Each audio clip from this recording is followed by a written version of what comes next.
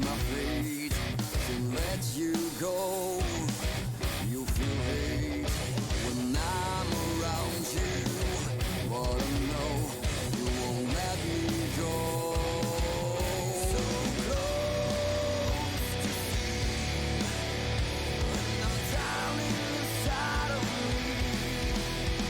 So close can leave, and I know there's no release. Time has come, I have to leave you. Don't know how, 'cause it feels so right. It is you I have to break through, but I know you will win the fight. So close to see when I'm down inside of me. So close can leave,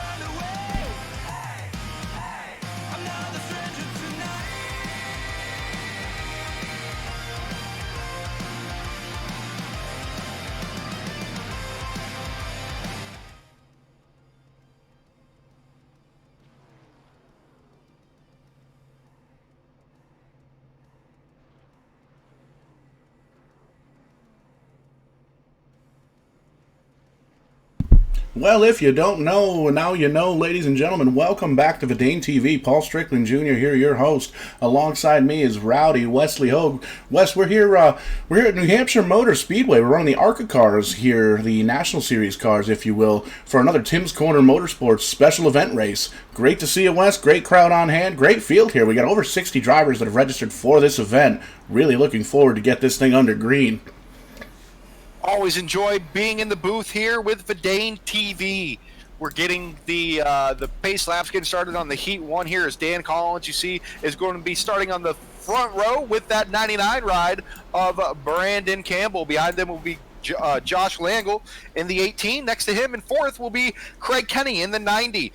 Rounding out your top six will be Cole Butcher up high, starting in that sixth position in the 53. Below him, the 55, Mackenzie Brewer, as they get ready to go green here. Absolutely, and a couple of names you won't see. This is going to be the first heat race of 3, followed by 2 Conti races here. We're going to be taking a top 5 from each. So top 5 from each of the heat races, top 5 from each of the 2 heat races. A pace truck down pit road. Great start there by the number 93 blue car. Beautiful, beautiful car that is, heading down into turn 1. No challenges. Already has a 6-7 car length lead as the 18th goes low on the 99 and takes second position. Dan Collins got a heck of a hole shot there. Looks like a little bit of contact there. Got one spinning behind. One car around. It looks like we might have a little bit of connection issue, but no caution under this point. We're actually running admin cautions here tonight. Now, that's basically leaving the cautions up to the administrator of the race. So if we have a 1 or 2 car incident and everybody gets it collected, doesn't necessarily mean it's going to be a caution. We're going to wait for the administrators of this race to throw it as we wrap up lap 2, heading down into turn number 1 here with Dan Collins leading Josh Langile. Already great racing here right off the start at Loudon, New Hampshire Motor Speedway. Got a little bit of a battle further back in the pack here as the battle for the lead is kind of staying steady right now as Collins tries to pull away from the 18 of Langle, who looks underneath him. Can he get there? He puts his nose there. They drag race coming out of 4 at the line. The 93 of Collins still has a lead, but can he hold it into 1? Just by a hair, he had a lead on that lap, but at 18 gets around him with ease, heading down into turn 1. A little bit of crossover action. 93 gets the preferred line, heads down low, gets back behind, up to the door, front bumper, clear. 93 back to the point. Didn't even give the 18 car a chance to lead a lap at that point. So close, but so far away. No time to save tires here, as this is only 10 laps of heat racing that we have, and the 18's back low. Josh wants that lead, and he wants it now. Across the stripe, the 93 still scored as a leader. We're going to see them dive hard into turn 1. The 18 with the slide job on the 93. Can he cut back under him? He will. Another crossover coming out of Crisscross applesauce with another crossover. 93-18 putting on a clinic up here. Once looks like the 18's finally going to be able to lead a lap here as he gets a little bit of an advantage. He's got 3-4 car lengths, but it just seems like the corner entry for the number 93, Dan Collins, is really, really good. He's able to get that car to really stick.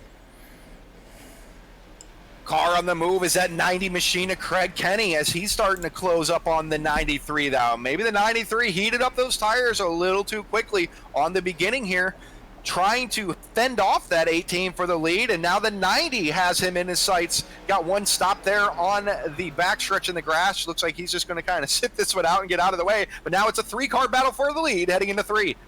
You got to wonder if these guys are going to try and get that heat race win, or if they're just going to try and make the big show here later on tonight, because we're going to be taking the top 5 drivers of this race.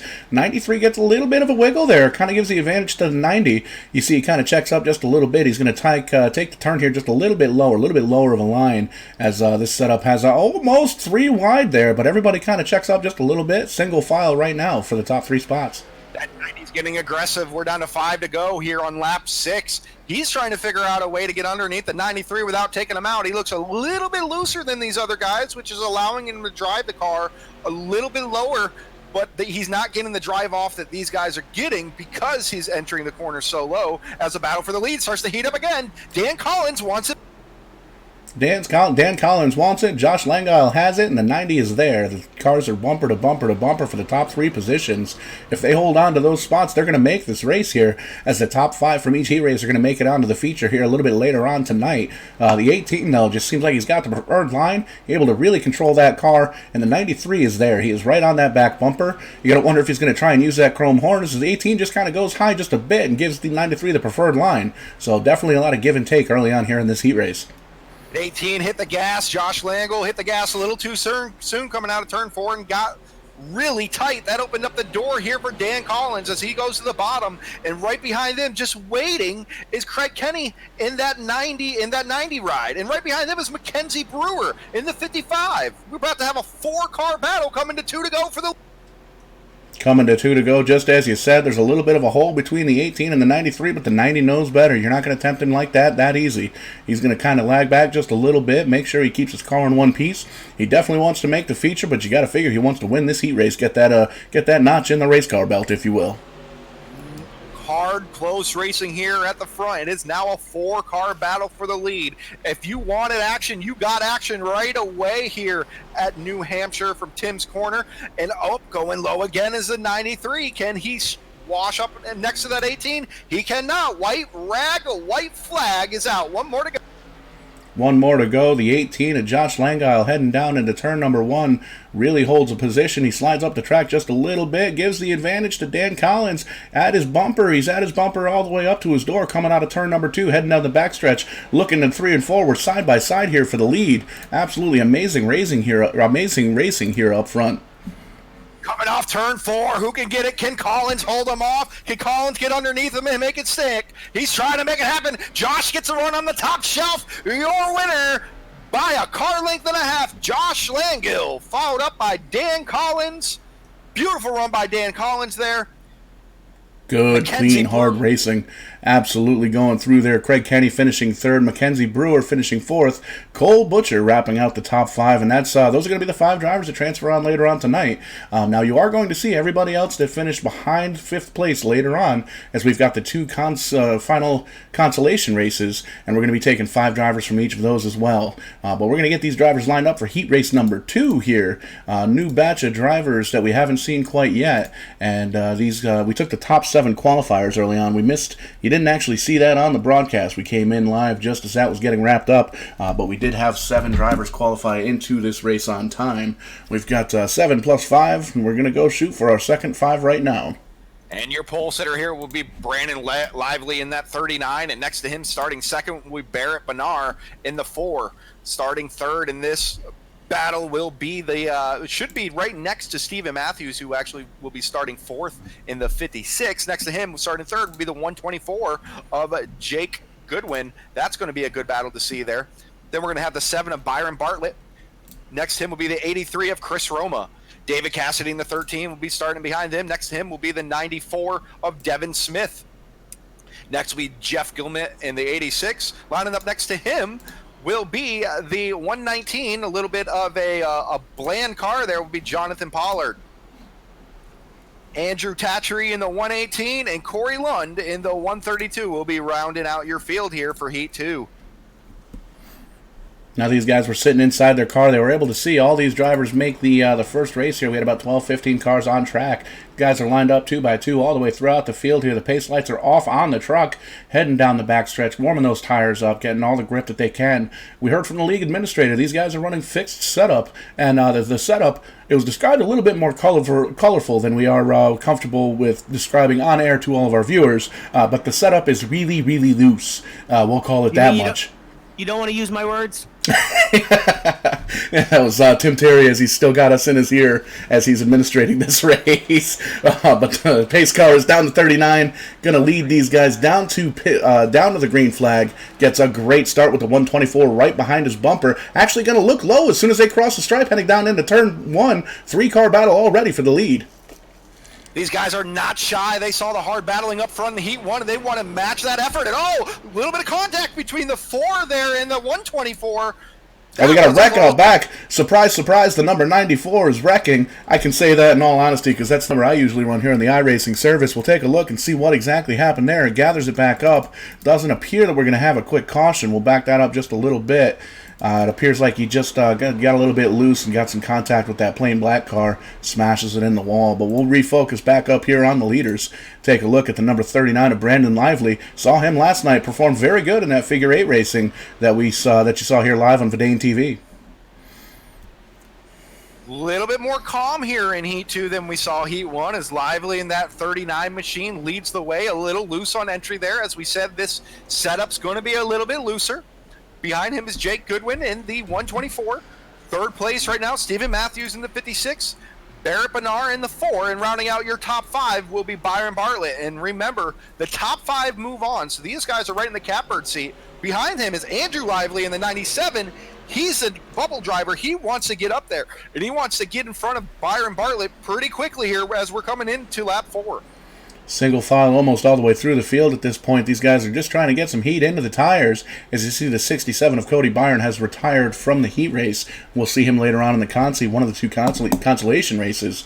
But everybody kind of single file, taking care of the cars, taking care of the tires, trying to see if they can get that top 5 position. You're going to see once we cross over, we're going to be crossing into halfway the point at this point. You'll definitely see these drivers and cars start to do battle a little bit more. Seems like the Brandon Lively ride of that 39 starting to lose a little bit of grip, but not much better in the 124 of Jake Goodwin. As you see the 56 now starting to get a little bit of ground he's making up.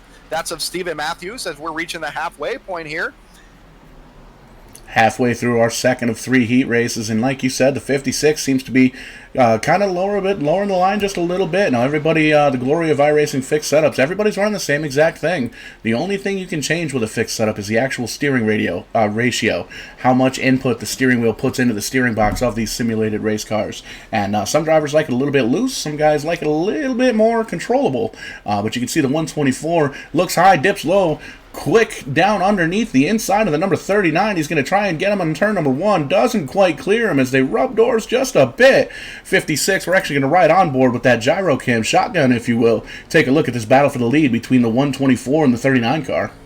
That battle for the lead is heating up as Goodwin still has it low. He sees a lead and he wants it, but up on the top shelf there, Brandon Lively, he has the preferred line. He's able to drive it in a little bit harder than those guys on the bottom. He's able to get on the gas a little sooner than they can. He's able to hold on to the lead, but for how long as we come on to lap 7?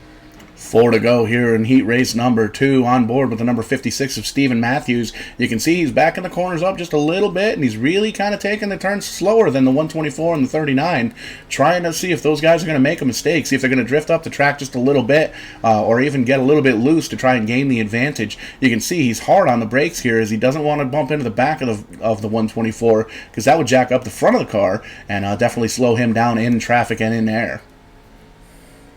As we seen last race, a 3-car battle for the lead. We're seeing it one more time with 3 to go. Brandon Lively has basically led this thing from flag to flag, had a little bit of pressure from Jake Goodwin in that 124 a couple laps ago, but since then it's been all green track for him. As you see that 124, he's starting to bob and weave, trying to see if he can get a little bit of clean air, maybe get in the mind and the mirror of Brandon Lively, try to make him slip up as Popsicle sticks are out.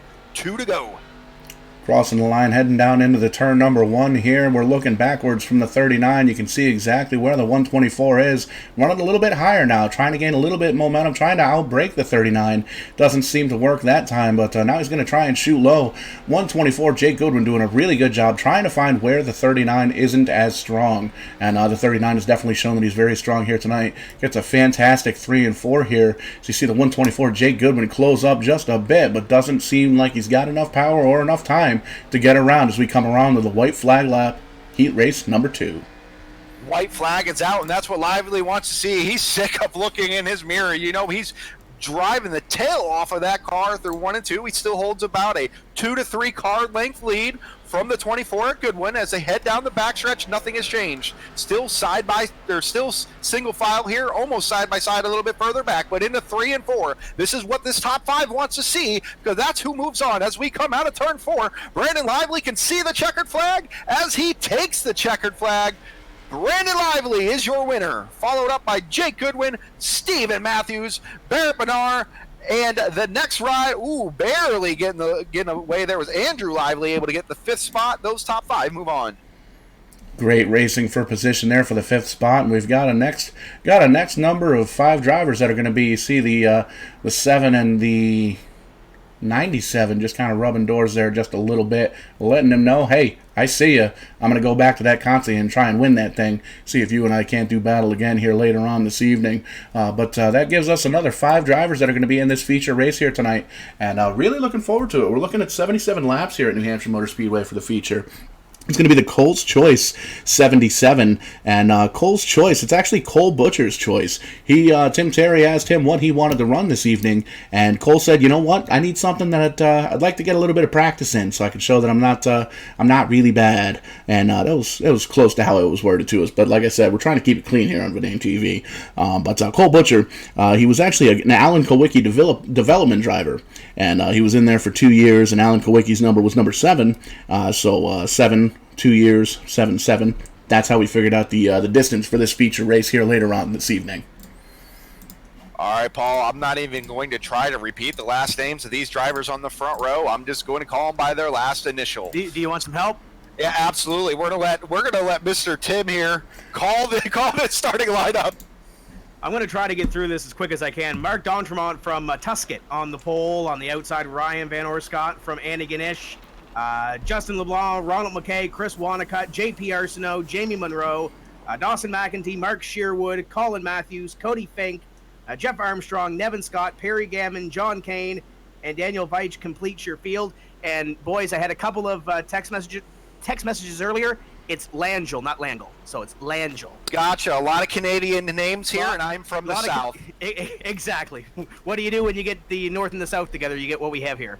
Absolutely. The green flag is out, and the 77 and the 25 side by side across the line, breaking away from the rest of the field a little bit here, diving into turn.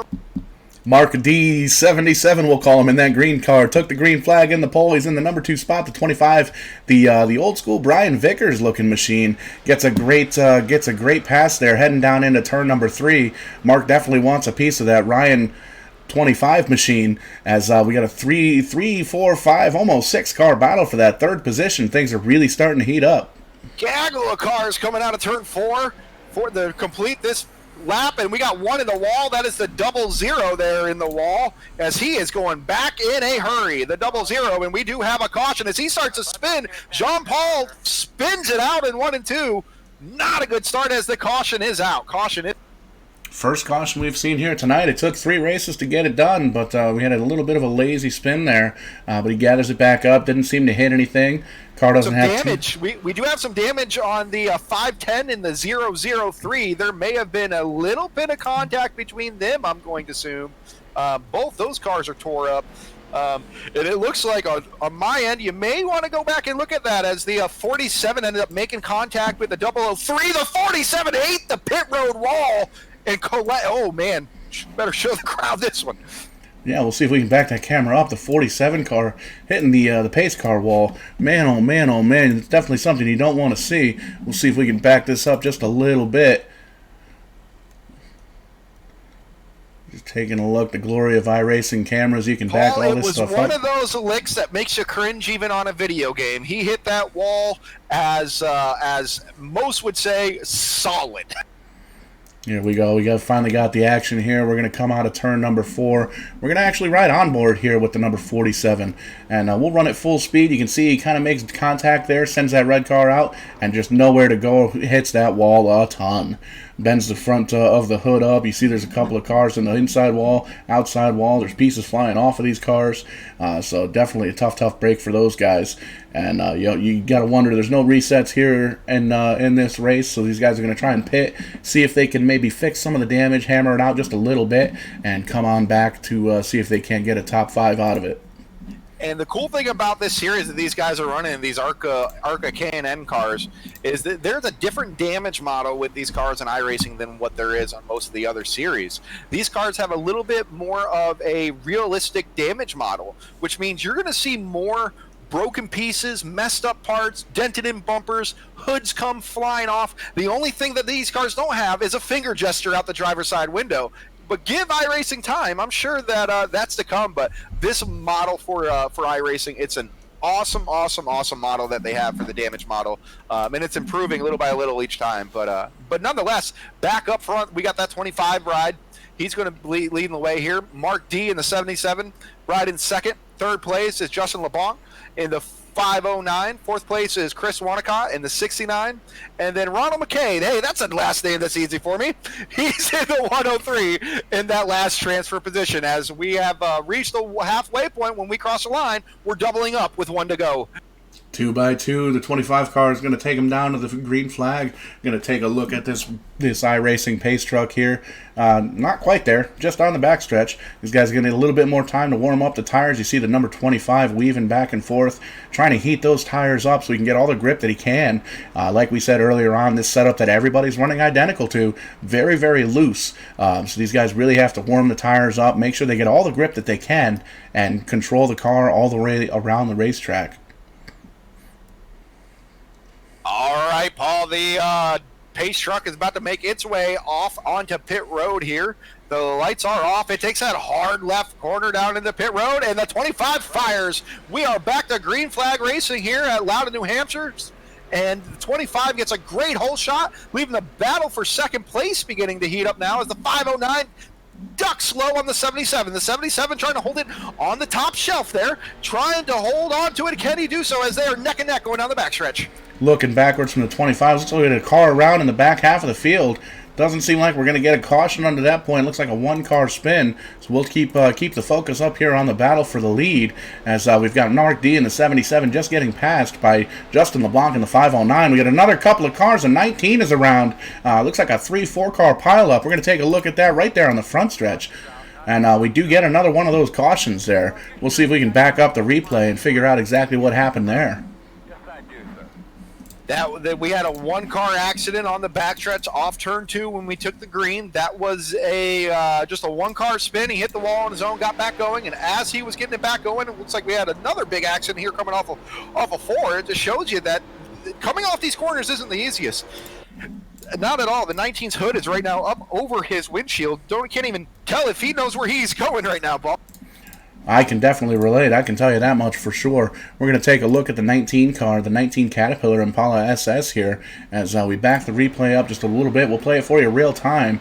It looks like the 69 hit the wall just a little bit and tapped the 18. 18 had nowhere to go, spinning it around. You can see the hood of that car all crunched up, slamming into that Lexan windshield. You got to wonder if he's going to have enough to be able to, he's got enough to get under his own power. So he's going to drive down pit road, see if he can hammer out some of that damage. It doesn't look like there's any terminal motor damage, but a lot of cosmetic damage at that point. The paint's all scraped up. The hood's over his hood, or the hood's over his windshield. But we'll see if we can get some duct tape on that car, get it all hammered out. Hey, Paul? Yes, Tim. That is the Mackenzie Power Special that just went around. That's Jody McKenzie on the side of that 69 car. I don't know if you can get a shot of the back of that, but I'm sure Jody's watching Vidane Racing Tonight TV and enjoying a beer or two. It's the near beers. It's not the alcoholic stuff, I'm assuming, because he's got to go to trivia at some point. Maybe not, but great to see Jody represented tonight in the field. Absolutely, and we keep hearing that this McKenzie fellow likes to have a good time. And how about a little bit of trivia? Wes, I got a trivia question for you here. All right, lay it on me, Wes. What do we got? Let's do some trivia. What is Caterpillar colored, the number 19, and has no hood? See, that's a loaded question because I'm looking at the 19 Caterpillar car and he still has a hood. It's just flopped up over his windshield. All right, my question failed. It's your turn. What are the first 2 words to O Canada? Oh, Canada. Yeah, nailed it. All right. I love trivia. That's what I'm talking about, man. That's what it's all about. 1 for 1 each. Here we go. I have a little bit of Canadian in me. I got 99% Southern and 1% Canadian. So, hey, we all like bacon. Hey, Southern Canada counts as America, so yeah, I guess you can call it Southern American in me. But we're showing 3 laps to go. We're actually going to radio on down to Tim Terry to see if are we getting green, white, checkered here in the heat races, or are we going to be wrapping this up here under caution? As far as I know, if this all works, this should be a green, white, checker finish. The feature is set up for up to 5 green, white checkers. Hopefully we don't have to get there to use it. The time limit is 12 minutes, so we still got a little bit of time on the time limit on this heat. Excellent. You see the 25 car, Ryan Vandershot. That's not all that hard to say. Really, really aggressively warming up those tires. You know he's gonna have a hell of a fight here on his hand. It's Justin LeBlanc behind him. Mark D in the 77 machine. Ronald McKay. You saw him last night. You saw a lot of these drivers last night. Ronald was up front in the figure 8 racing just a bit last night. Colin McMatthews right now in that transfer spot in the number 5 or the number 65 in P5. Definitely want to keep an eye on that transfer spot. that's the spot where you might see a little bump in the Megan to get into there, because if I'm in this race, I'd rather be able to qualify into the big show through the heat, because you know that LCQ is going to be just going to be a little rough. Well, and that's the glory of it. There's 2 LCQs, so we're going to have a lot of these guys that didn't finish in the top 5, didn't qualify in the top 7. They're going to be in those last chance queues, and you're going to definitely guarantee there's going to be some heavy action in those 2 last chance qualifying races. All right, Paul, looks like we are going to get the green-white checkered as you see the cars starting to double up here. Green-white checkers, if the green-white checkers I'm used to, these don't really end well. However, these guys have been racing quite cleanly. They've been giving each other a lot of room. There's a lot of give and take, but this is the time where there's more take than give. So as we round out around turn 4 here, the pace truck lights are out. You're going to soon see that found on road dead F-150 take a hard left down into pit road, and we're going to try this at least one time. The green flag is out for the 25, and we are off. Great start by the number 25, and iRacing rules apply. The leader doesn't necessarily have to restart and wait for the flagman. He can restart as soon as that pace truck heads down pit road, but we got a quick little battle there for second. Doesn't seem like it was much there. The 65 wrecks the 103. The 65, our transfer position, has wrecked the 103, and it is Calamity Corner coming off of turn 2. Half the field it's taken out. The 510 just turned hard right into the 44 after it was all said and done. Half the field, Paul, is a parking lot. And another man, oh man. Nothing but it's like a car meet for Honda kids on the backstretch right now. Everybody's just running into each other. And just for the record, there's nothing wrong if you drive a Honda. I mean, that's perfectly fine, as long as it gets you from point A to point B. But an unfortunate event here. It looks like everybody outside of the top 6 involved with that wreck. We'll see if we can kind of back that up just a little bit, get a quick little instant replay. Because, man, oh man, there was a lot of damage, a lot of hoods flying at that point. These guys are just kind of bumping into each other, and there's a lot of the track kind of filled itself up. Very, very quickly. We're going to take a look at the replay here. The 65 is on the inside of that red car, and you see he just overdrives it, looks like. The 503 is involved, hard into the wall. Big contact between the 47 and the 193. Hoods flying up. 44, hard contact into the wall. Then we got another driver, looks like he had a flat tire, just completely smashes into the 103 machine. He kind of whips it around, and man, oh man, there's a lot of damaged cars at this point. You gotta wonder if these guys are gonna make it in. It looks like we got about 50 seconds left to go, so I do not think we're gonna be able to get this green. We might have our third heat race. The last transfer spot for that 5th position was Perry Gammon in the 198. He restarted in 11th place, Paul, on the start. On that start, the 003 got wrecked before that big one. He also drove all the way through a whole bunch of the big wreck. He had to drive through 2 wrecks to find himself in P5 after it was all said and done here. From 11th to P5, thinking on the restart, I'm not going to move in. I got to go to the LCQ, and by the time the caution comes out, sir, you get the pass go, collect $200. We'll see you in the feature. Now, guys, I could be wrong because sometimes iRacing has those little bit of nuances, I guess we can call them. I think if we hit the time limit and we're under caution, it gives us the green and the white together, so we should see a restart. I'm not sure if it's 1 or 2 laps, but we're going to find out really soon.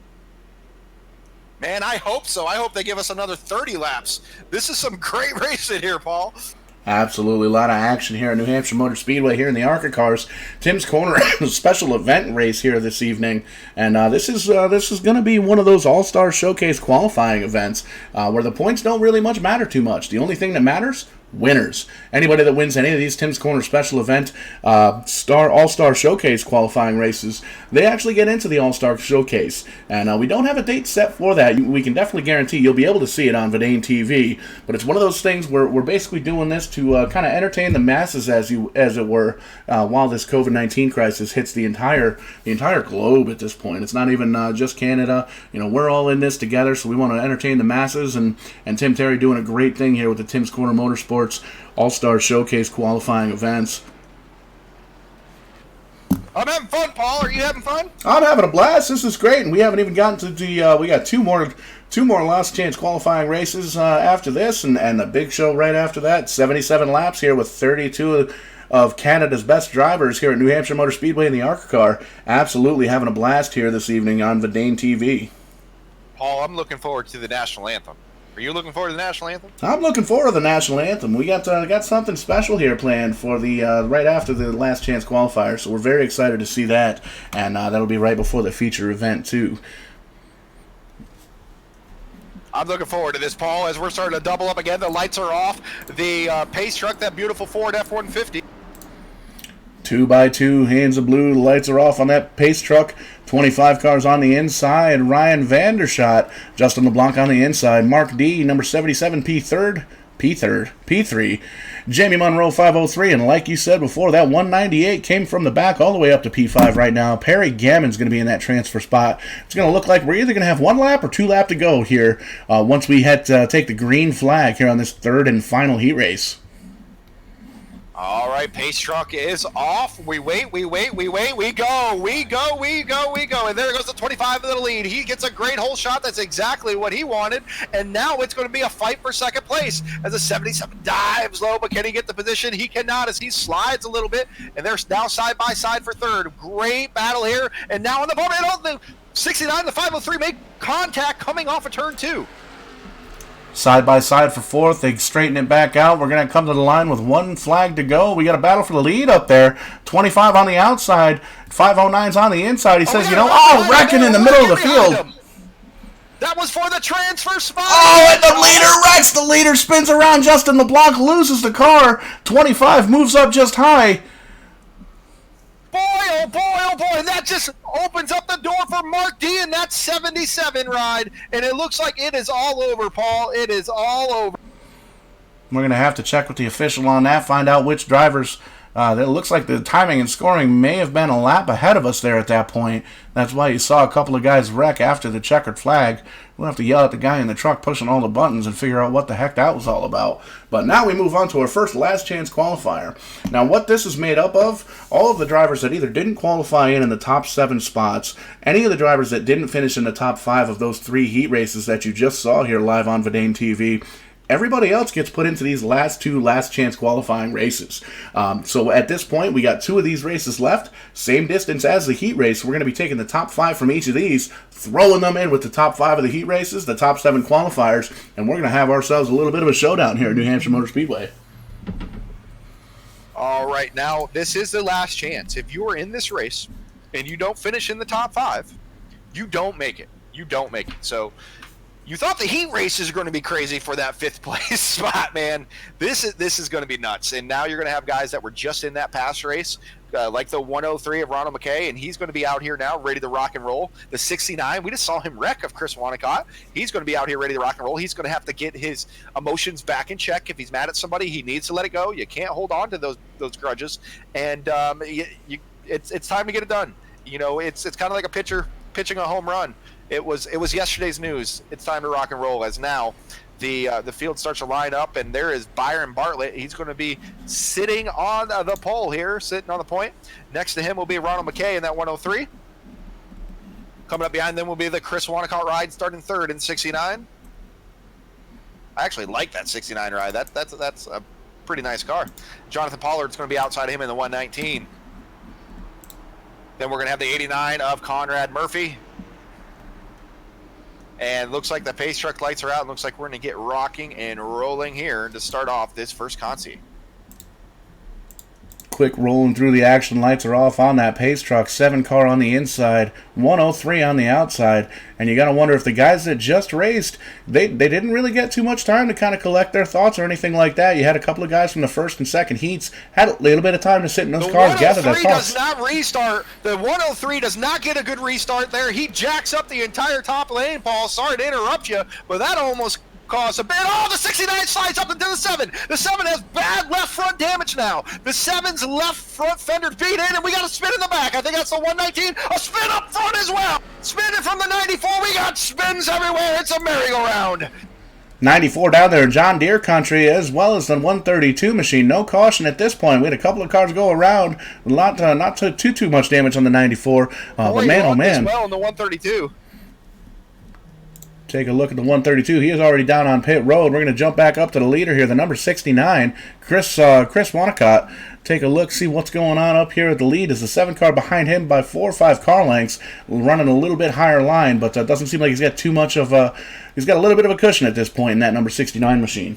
Ronald McKay just took over that 4th position, and that's what he, or that 3rd position, I'm sorry, and that's exactly what he wanted.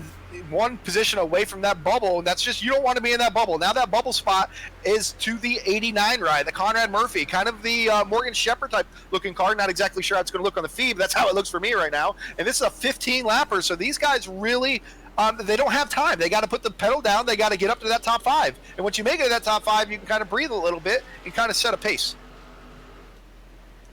Absolutely, and these guys, they know it's go time. This is their last chance into this race. There's another group of drivers right after them that are going to try and qualify into this race here, taking the top 5 of this race, top 5 of the next last chance qualifying race. But they know if they don't make it in the top 5 at this point, you're done. You're going to park that car, and you're going to have to watch here. You're going to have to watch the race here on the broadcast here of Vidane TV.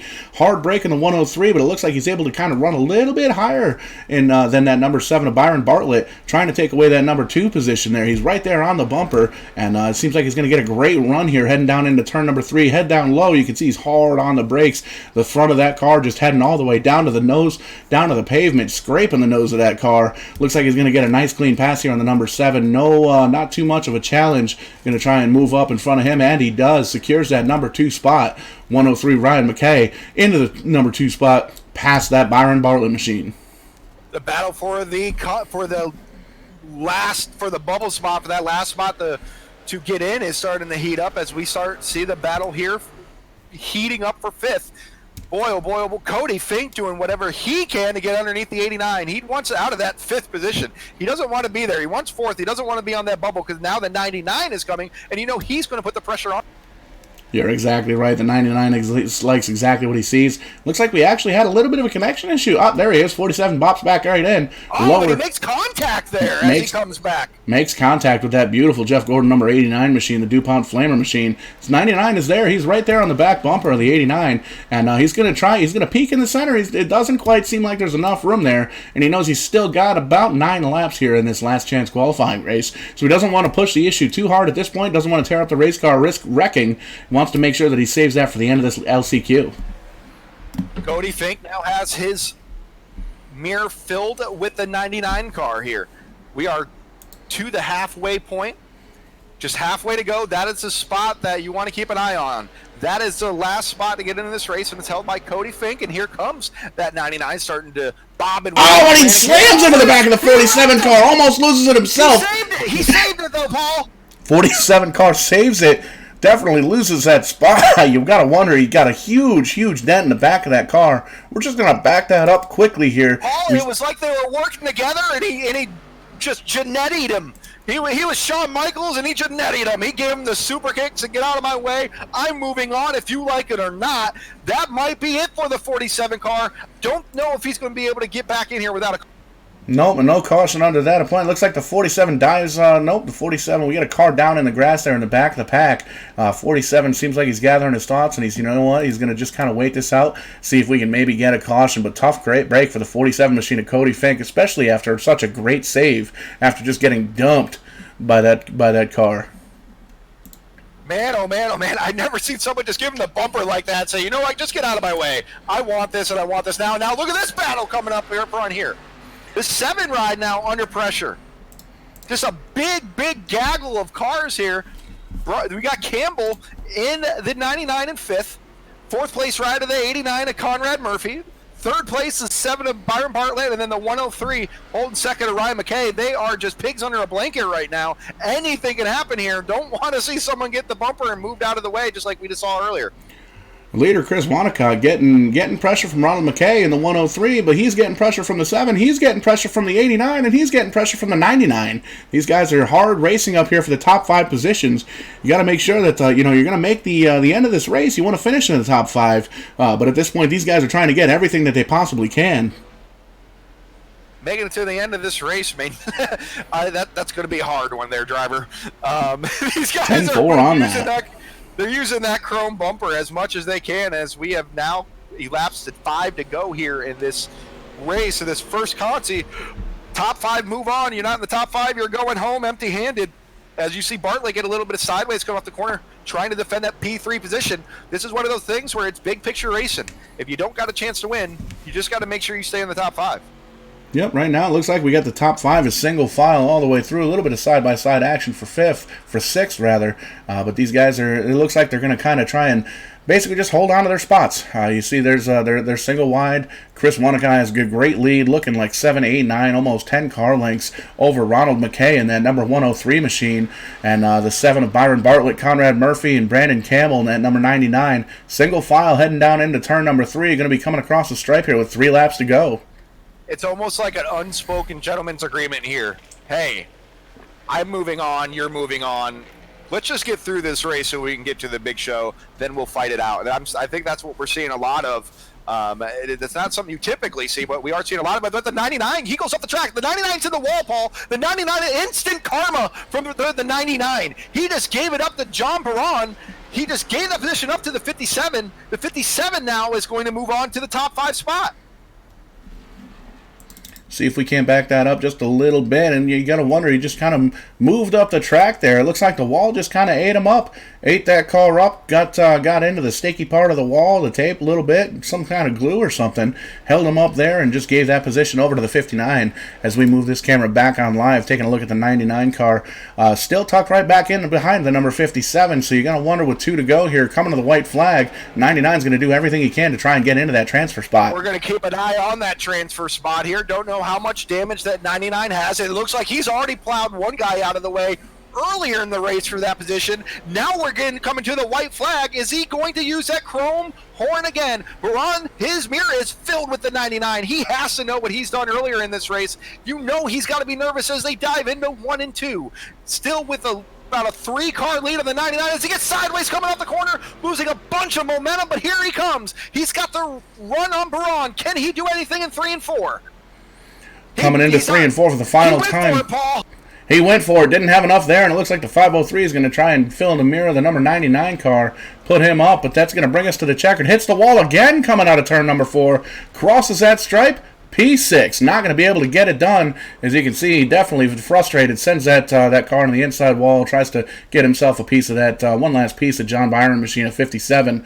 But we got the 69 car, Chris Wanaka, trivia time. Looks like he had a good time winning that last chance qualifier. As we move on, start getting these guys gridded up for LCQ number 2.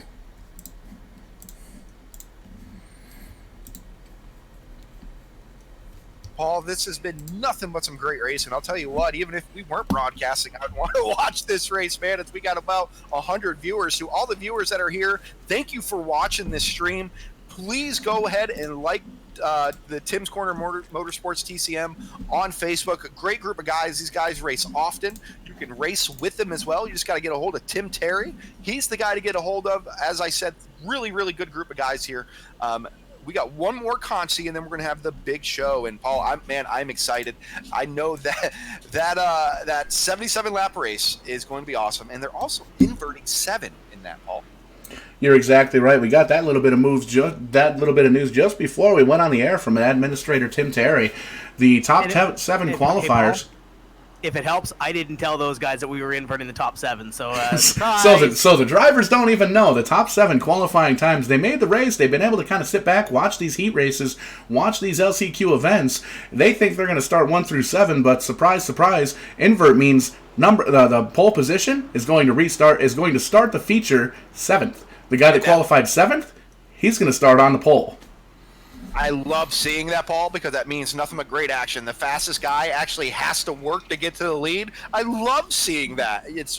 When that happens, it's rare to see the same guy lead from flag to flag as we've seen in the past. So, but here we go, Paul. That 13 right of David Cassidy. He's going to lead us down to the green flag, and we are green. Nice clean start from the 13 Bud machine, the Bud Intimidator. David Cassidy, fantastic start. Gets a nice little cushion between him and Trevor Smith and Jeff Armstrong in the 003 who's on the inside. The 118 goes around, Paul. He collects the 510. Who collects? Looks like the 19 gets collected. The 181 gets collected. Decent wreck there coming out of 1-2, but everybody gets it back going. And the 135 is wrecking on the backstretch, trying to get her back. These guys are trying to get everything that they possibly can out of this race, but unfortunately, if you're driving over your head, you're just going to end up hitting the wall or getting down there in John Deere country where the grass grows and isn't necessarily greener on the other side. So tough break for those guys. A lot of damage to those cars, but we stay green at this point. No caution, so we're going to focus back up here on the leader, number 13, David Cassidy. And now we do have a caution coming to lap number 3. So these guys are going to be able to put their heads on straight, pull the belts tight, make sure they can restart this and see if they can't get a top 5 out of it. Move themselves into the Cole's Choice 77. All that was going to be involved by the 38 and the 33. They're going into 1. The 38 just slides up and takes out the 33, which collects the 122 going into 1 there that lap, and a couple others may have gotten some damage in it. But just as the great Joey Logano would say, You can't be messing with Connecticut, Middletown, Connecticut's own Joey Logano. The kid's a great racer. He knows what he's doing. But we're going to back that replay up just a little bit between the 33 and the 38. Find out exactly what happened. As you can see, these guys cross the stripe here, heading down into turn number 1, running the replay at about half speed, slow motion, if you will. Find out exactly what's going to happen. The 38 right down there on the yellow line. Looks like he turns up for what? Hits the door panel of that 33, sends him around. 122 is involved. The 38 tries to overcorrect. He gets a little bit of damage, sends it right up into the wall. So 3 cars involved there. Tough break for those guys.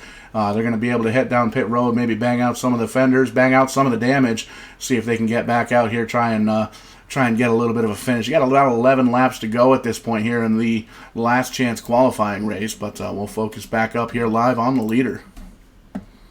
Man, oh man, it's not taking any time for these guys to start beating and banging, and I'm loving this, Paul. This is short track racing. This is what it's all about. You know, you're fighting for a spot in a 77-lap feature, which everybody wants to be in. What a beautiful Budweiser ride up front as well for David Cassidy. Absolutely love that paint scheme that he's rocking there. And just looking through it, we got some cool paint schemes. Further back, I see a Cole Trickle City Chevrolet. And funny, right behind him is a Hardee's, old Hardee's car that you'll see too. So 2 cars that are firing back from the Days of Thunder rides, the 118 as well as the 135 running nose to tail, so that's pretty cool to see. Really good job by these paint schemes these guys have, and this body style is made for these throwback schemes for sure. Yeah, most definitely, and it's one of those things, man. You know, these guys are trying to qualify into the big show here this evening to feature race 77 laps here at New Hampshire Motor Speedway in these ARCA National cars. And you know what? It's like Tim Terry said before we went on air. There's no points. There's no points in this series. We're running all these special events, and the only thing that really counts are the winners. These winners get to qualify into the Tim's Corner Motorsports All-Star Showcase. And the only way you can qualify into that event is if you win an event. So it's very, very cool, and there's been a couple of multiple winners. There's a few drivers that have run 8 races so far that are eligible for the fan vote. Tim, if you're still listening, if you can give us a little bit of insight on those fan vote drivers. So the fan vote for the All-Star Showcase as we get ready for green, you have to make 8 starts in the TCM special events to qualify for that. You have to run the run-in race for that as well. So we've got 3 already that have qualified. I think there's 3 more that are going to make their 8th start tonight. So still got plenty of time. If you want to head over to, I think it's timscorner.ca/iRacing. Braden Fart there. timscorner.ca/iRacing as we get ready to... And we are green there, Tim, not meaning to cut you off, but a 13 shot off like a rocket. He wanted that lead. He wanted to hold that lead as he's able to do so. And huge one from the 198 car. Doesn't quite clear the 86 until now. Pushes him up the wall. The 504 saves it where they were 3 wide there. Sorry, Paul. There's action all over to this track. Front of the pack, back of the pack, middle of the pack. These guys know that it's lap 6 of 15. There's not really much time to go. Not a long way to go. Short time to get there, if you will. As you see, the 504 just kind of doors the 181, sends them right on around. Nice to see you. Thanks for coming out. This guy's racing for almost last place, it looks like. Everybody else is either out of the race or under pit road. No caution at this point, but man, you got to wonder if that's going to be some kind of penalty later on. It looks like he just doored him at that point. But we'll focus back in on that number 13 Intimidator Budweiser machine. He is leading this race over the 003 of Jeff Armstrong. Jeff Armstrong, hard run on the inside. Look at that, all the way up to the inside door of that car. Doesn't seem like he's going to have enough grip to hold on to it as he's coming out of turn number 4, as it were. They cross the stripe, and the 13 is going to lead that lap. But man, Jeff Armstrong is coming in a hurry. That battle for fourth is starting to heat up as well, Paul, with Jeff Gilman. Behind him is Dawson McKenty. He's in that 5th spot. That's the last place he wants to be. He wants a little bit of a cushion where in front of them, Perry Gammon bounces off the wall. That's going to open up the door. We're going to have a little bit of a 3-wide. Nope, 2-wide action. He thinks better of it. Does the 19 going into 3 and 4. The 86 does not have that preferred line. He holds up the 19, leaving the top shelf open for the 198 to gather his stuff coming out of 4. That opens up the battle for the 5th position now. That transfer spot between Dawson McKenty as well on the outside of him as that battle is starting to heat up. Whole lot of racing here in the top 5. These guys know it's go time halfway through this last chance qualifier. Chris Romo was able to get that spot from him. He's actually able to do it quite easily. So it's crazy to see the 19 just kind of pull over for him, let him take it. Maybe you say, maybe not right now, but next time I'll get you. Yeah, but another still quick pass up front. 13, David Cassidy back to the point. Gets back around the 003 of Jeff Armstrong. Fantastic run up front. Great racing in the center of the pack. Great racing in the back of the pack. Lots of talent here. These guys know they need to make it into the top 5 of this event to make it on later on to the big show. Taking a look here at the number 19 Caterpillar machine. Currently P6, as it were, trying to get around that Chris Roma machine. And he's right there on the bumper. But man, oh man, he's trying to see if he's going to make any kind of mistake, see if he can't close up that gap just a little bit, and then maybe try and pick off that 86 machine. Jeff Gilman right in front of him. Huge wreck! 003 wrecks and catches the 86, Paul. Huge wreck from the 003. Big wreck. The 86 is stuck on the front stretch. He is totaled. That goes the race for the 003 and the 86. That is it for those two. Big problems here. Big repercussions in the top. You got to wonder what the deal was with that. We're going to back the replay up here. Unfortunate event. The 86 already down on pit road, seeing if he can get anything done to that car. But we'll take a quick look at the replay. We're looking at it live here. The 86 machine following the 198 in line. Almost looks like that's one of the generic Papyrus cars from NASCAR Racing 2003, but that's just me talking sideways. Going to see here exactly what happens coming into the turn. Everybody's single file at this point. It looks like it starts with the 003. He just kind of loses it, and unfortunately, the 86 just had nowhere to go. We're going to back that up one more time, see if we can't ride on board with the 86, find out exactly what he saw. You can see the 003 just lost it, beefed it into the wall, driving right into that driver's side door. So an unfortunate event. You see there's a puff of smoke coming from the underneath of that hood. Looks like he is done for the evening. Back up front, our leader has a strong lead right now. There in the David Cassidy ride in that number 13. About a second behind him is the 198 of Perry Gammon. He's sitting there comfortably, able to move on as long as there's no mistakes from him. Third place is Dawson McKenty. Fourth place will be the 83 of Chris Roma, trying to put a little bit of pressure on him. And then the 5th place position as the popsicle stickles are going to be out for these boys is Nathan, I think it's Tattery, in the 135, and he gets sideways. He gets completely sideways in the 118, the Cole Trickle ride, following behind him, trying to get the time, and his last name's the same through. I don't know if they're brothers. I don't know if they're father and son. That explains the paint schemes. They're battling for the last chance qualifying position there. Those guys are brothers. Those guys are brothers, hearing it from Tim Terry himself, and that's a cool little thing. I never would have caught up on that on the paint scheme. But man, oh man, the 118 is there. He's got a little bit of a run on the inside, the 135. One to go here at the stripe. This is for the transfer spot. See if Nathan's going to be able to hold off his brother, Andrew. Looking on at these guys, a little bit of a puff of smoke. Doesn't look like there's any kind of caution on the speedway. But it looks like the 118 just going to back up just a little bit. Doesn't seem like he's got enough for that Hardy's machine. 118 is going to take one more chance at it here for that Hardy's machine, that 135. Can he do anything through 3 and 4? Does anybody make any mistakes? They do not, ladies and gentlemen. Your winner will be David Cassidy in the 13. Perry Gammon, 198 second. Third, 19 of Dawson McKinstry. 83 of Roma finishes 4th, followed up by the 135 finishing 5th.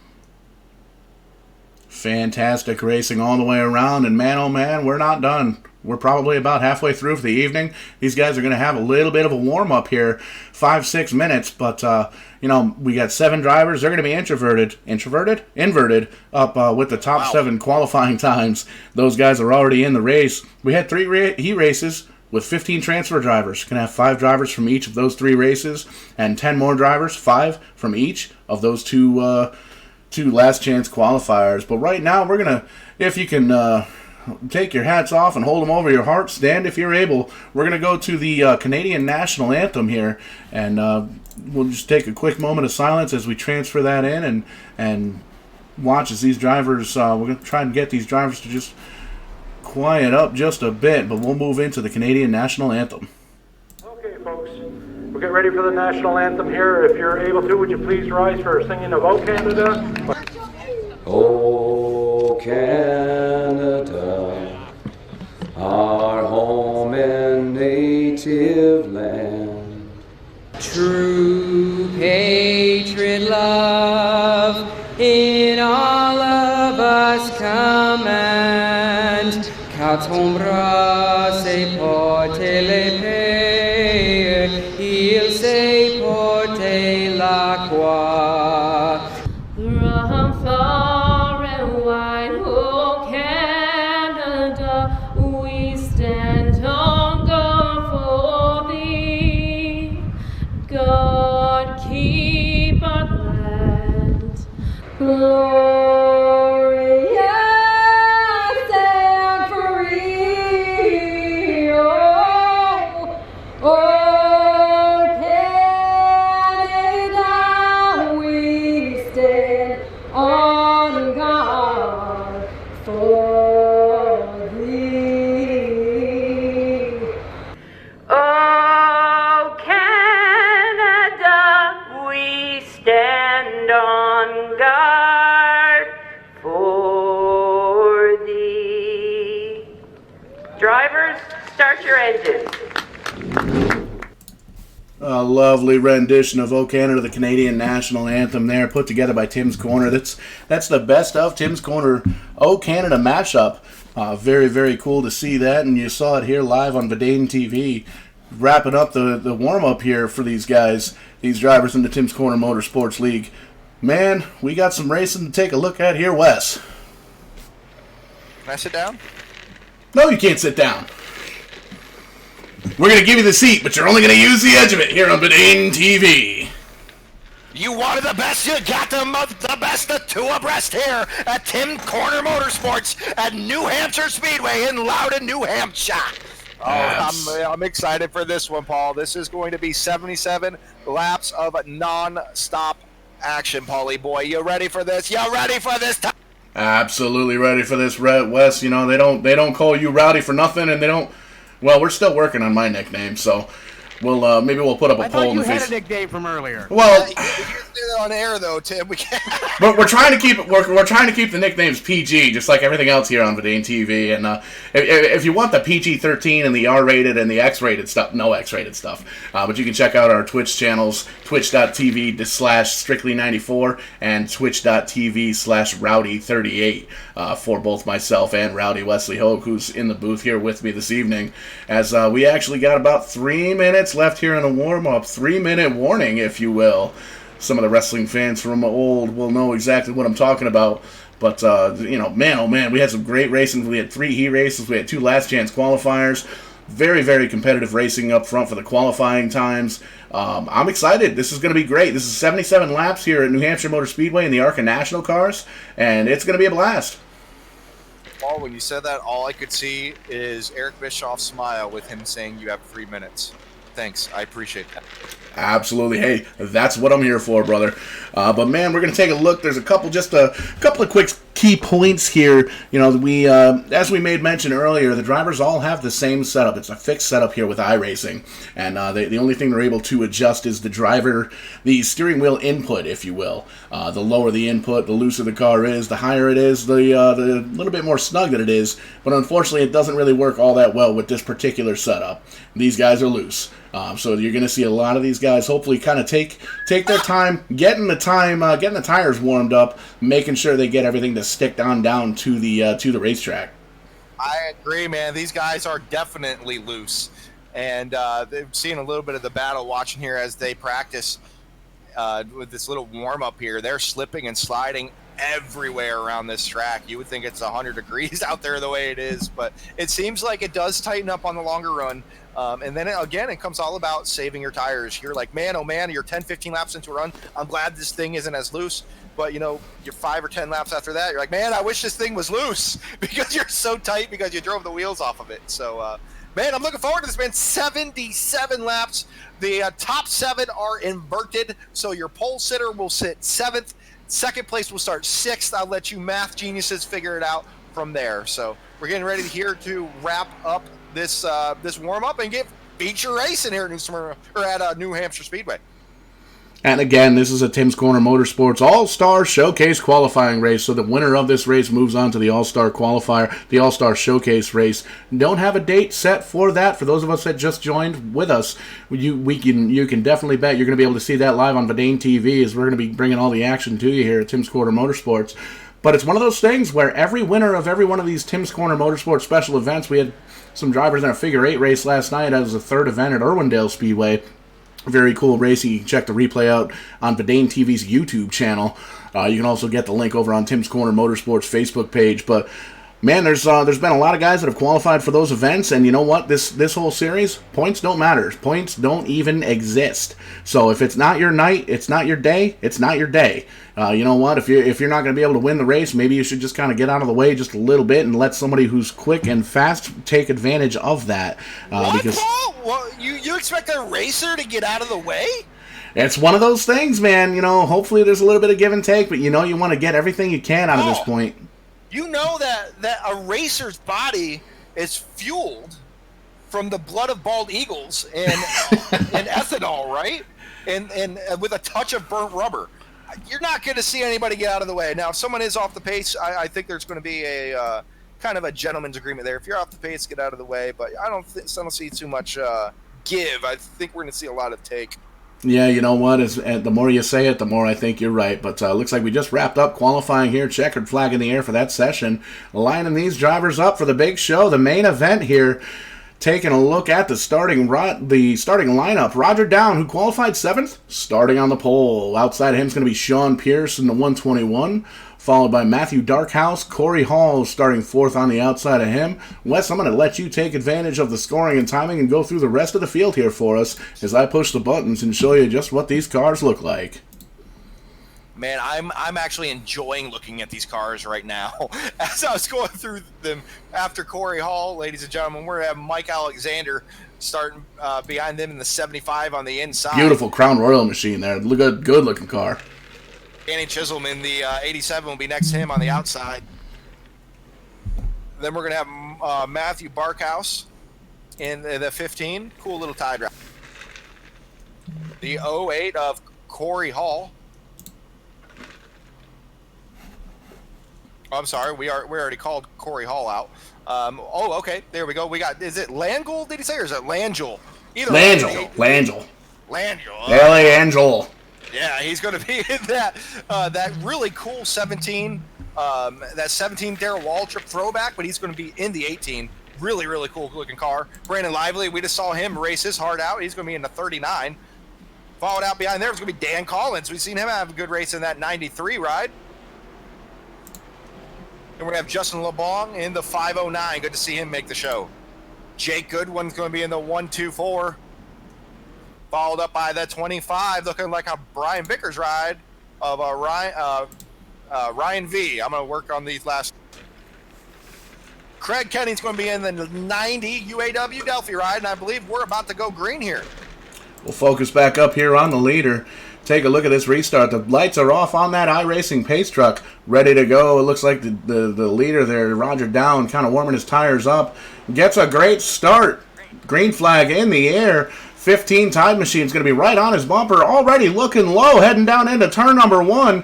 He's going to start on the 3rd spot. He's going to try and take away that 1st spot from the 21 machine. Looks like he's got a bit of a run on the inside all the way up to his door, coming onto the backstretch, side by side. Oh, and they make contact and head into the outside wall.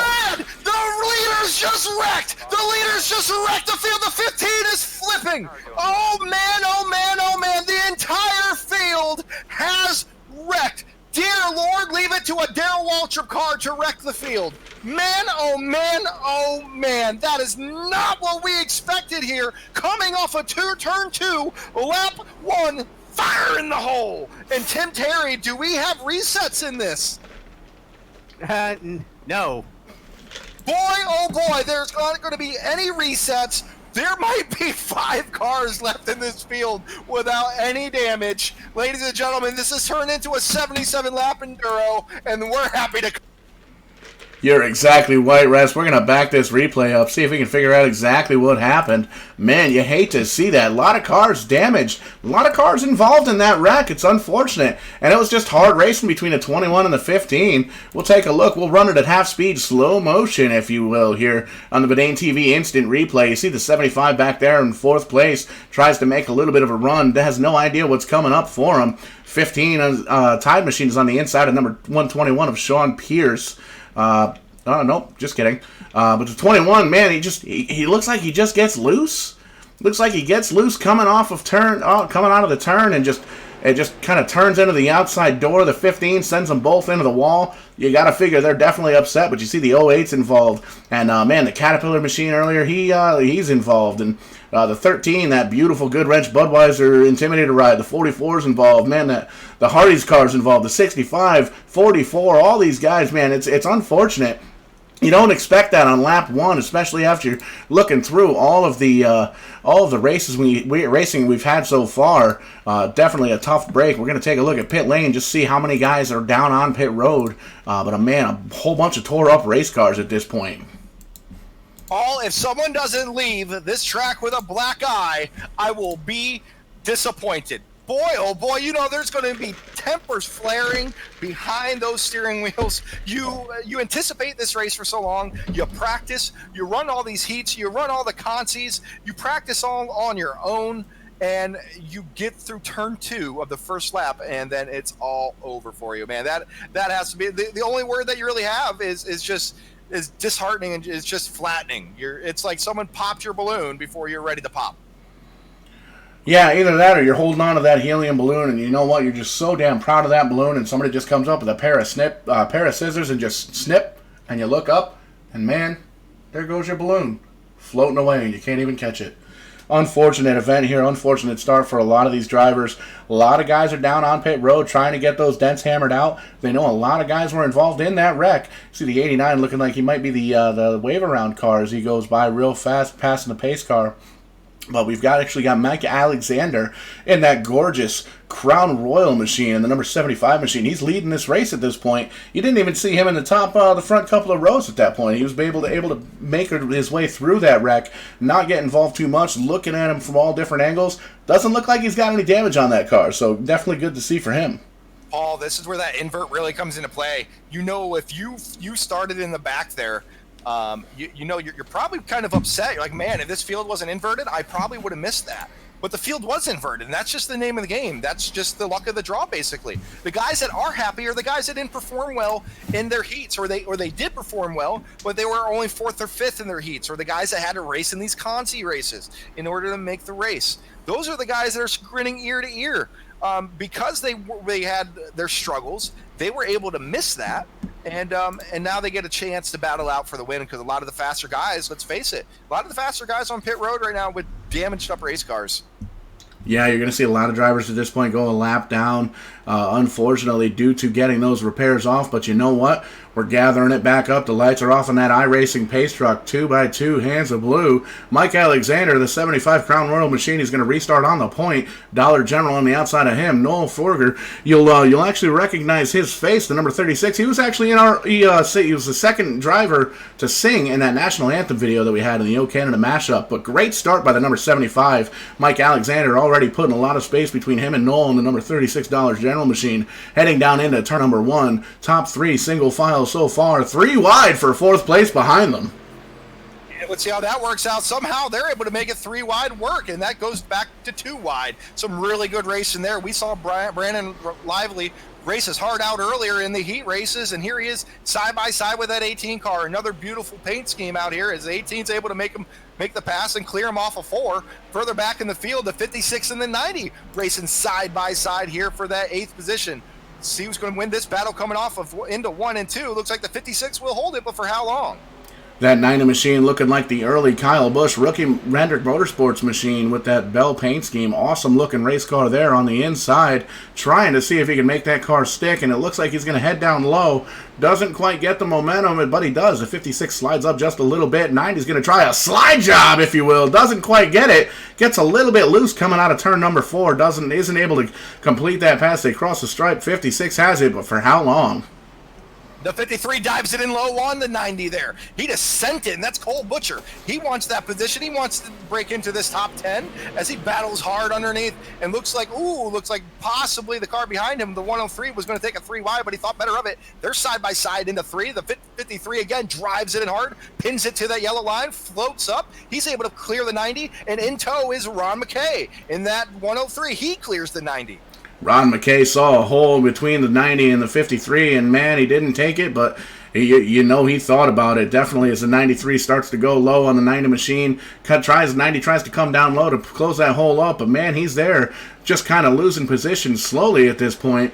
Going to be lap number 10 as we cross the stripe here. Mike Alexander in the number 75 still leading. 93 getting a great run on the outside, trying to outbreak that 90 machine. Seems like he gets a little bit loose, isn't really able to hold on. Gets a little bit loose again, not able to hold on to that car. He's actually going to lose a couple of positions as we see the 90 dip underneath that 103 machine, seeing if he can take that ninth spot from Ronald McKay.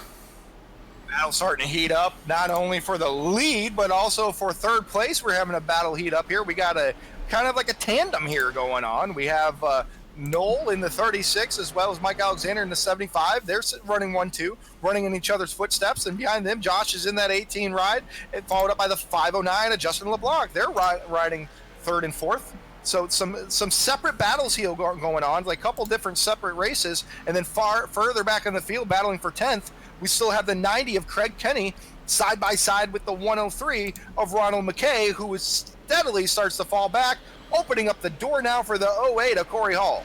08 gets around him clean. The 103 just kind of moves up the track just a little bit, lets the 08 go by. 103 wants to try and get back underneath him, try and gain all the positions that he can, knowing right now that he's outside the top 10. Still a long way to go here in this 77-lap feature here. A little bit of 08 scrapes the wall just a little bit. Doesn't seem like it slowed him down too much as he's trying to chase down that number 90 machine. Oh, we got a battle up front for the lead, and it is heated up. Big time battle. The 36 is putting on the pressure now onto our leader in the 75. Can Mike Alexander hold him off as they are nose to tail going through 3 and 4? 36 is there. Noel knows exactly where he needs to be. He's going to try and peak low just a little bit, get a little bit of air as they cross the stripe for lap number 14. 75 cuts it down low, all the way down to that yellow line just about as the 36. He's trying to go look inside, look outside, trying to figure out where the air is, where he's going to go to try and get around that Crown Royal machine of the number 75, Mike Alexander. You can see he's peaking low. Noel headed down on the low side. He tries to outbreak the 75, but man, the 75 just kind of turns down for what? All the way down to the first white dash line there coming up off the yellow, but man, the 36 is there, right there on his bumper, touching him as they cross the stripe for lap number 15. This is the best battle on the track now, and of course it is. It's for the lead. 75 and 36. You got my favorite drink and my favorite store to shop. As the 36 gets completely sideways coming off a 2. However, he's not losing any ground on the 75. He was dirt tracking it, wheels cut all the way to the right on exit. I think that's exactly how he wants it because it's working out. Driving like that, though, throughout this race, he's going to tear up those tires, and you might start seeing the 75 of Mike Alexander, start to pull away. At some point, you got to kind of settle in and start taking care of your rubbers, but until then, he's putting on a heck of a show. Riding on board with Noel in the $36 General machine, and you know what? I actually stopped at Dollar General on the way home from work today, which is pretty awesome to see, and I myself like to enjoy the Crown Royal from time to time, but it's great to see these guys racing clean up front, bumper to bumper. 36 is just all over the back bumper of that number 75 machine, the Crown Royal Irwin machine. Great racing up front. These guys are doing a great job, showing a lot of car control. 36 is able to slide it in a little bit, but you got to wonder if he backed up just a little bit to try and save those tires for later on tonight. Man, oh man, that is one heck of a battle heating up right now. The only other battle that's really on the track at the moment is Steven Matthews trying to get around the Brandon Lively ride. That 39, he got super sideways coming off of turn 2. They're opening up the door now for the 56 of Steven Matthews. He pins it to the yellow line. He slides on up. He gets a bump from the 08. They're about to be 3 wide off of 3 and 4. The 08 makes it 3 wide. No, he tucks back in under, but the 56. 39 under fire from the 56, 56 under fire from the 08, 08 under fire with 200 drivers. One of those things, you really got to stare out the windshield, but you got to look at all your rear view mirrors. Battle for the lead, Paul. We got a battle for the lead. The 36 looks low on the 75. He got a great run off of the corner. The 75 goes to shut the door, but it's too late. It's kicked open by the 36. Noel looks low. Can he get there? No! The 75 still clears him off of the corner. Mike Alexander, still your leader, lap 8. Very, very frustrating. You got to wonder what he's going to do. He's still lap 18 of 77 here. The 36 knows he seems like he feels like he's a little bit quicker, a little bit loose coming out of the turn there, but like you said earlier, didn't lose any time. Looks like he's going to try and look low down here in turn 3 and 4, see if he can get a little bit of an advantage over Mike Alexander, the leader. And, if he wants to get that clean air, because he knows if he can get that clean air, he might be able to break away from Mike Alexander, the leader, try and put a little bit of cushion between him and the leader. All the 15's back out on the track if you want to focus on him. His hood just popped up over his windshield. His bumper is hanging off, and he's still trying to make laps. He just exited pit road. His bumper's about to fall off his car. His hood is still flipped up. I know he's not really relevant right now, but we got a car doing 30 miles an hour going around this track, and he wrecks it. He wrecks it on the apron going into 1. Yeah, that car looking more like an SK Modified over there at Stafford Speedway. Takes out the pit exit cone there, knocks that into the infield. You see he's down on pit road, puff of black smoke. That car may very well be done, but we'll take a quick look back to the leader, the number 75, Mike Alexander. 36 is still there. He's still trying to save that receipt from Dollar General. He's under him now, Paul. He is under him. All the way up to the front door. He's got that bumper up to the front door. Side by side, little bit of contact, pushes him up the track just a bit. Going to give the advantage to Noel in the 36 car. 75's not giving him any room. He's gonna hold his line, hold his ground right there at the stripe. It's going to go to the 75, but you got to wonder how long he can hold on to that lead. 75 on the top shelf, the 36 on the bottom shelf. Crown Royals where you usually is found on the top shelf, but the bottom shelf prevails. The 36 of Noel is able to take the lead from the 75. The first lead change of the race since the big one on lap 1, and he was able to muscle his way. Now let's see if he's able to grow that lead as the 75 drives it in hard there. If I'm the 75 of Mike Alexander, I'm going to try to take care of my stuff. That 36 got to wear out his tires sooner or later as we are coming on to lap 22. Lap 22 is 77 here in the main feature here for Tim Scoter Motorsports, a special event of the evening. 36 in that clean air, and he's excited. He just had a hard battle, a multi-lap battle for that lead position, was finally able to get around Mike Alexander. You got to figure, it'd be cool if Dollar General sold some kind of whiskey. I wouldn't be so broke as I am, because I do enjoy my whiskey, but looking like the 36 is coming up in the lap car of the number 103 machine. Is that going to be a factor here for these top two drivers between Noel and Mike Alexander? It shouldn't be. I think he's going to be able to get out of their way without an issue. The 103 machine there of Ronald McKay, he's got a lot of damage from that initial wreck on lap 1. Other than that, he's kept his nose clean for the most part of what's left of it. He's kept his nose clean, but a tough break for him, as well as many guys in this race, as they're starting to battle side by side in front of him a little bit. But the 36 is able to do what the 75 wasn't, and that's starting to build a gap there. His lead is now stretching to about a half a second. You got to figure that Crown Royal machine of Mike Alexander, he sees he's got a 3-second lead on the third spot. He's just going to try and back up just a little bit, let Noel go through this lap traffic.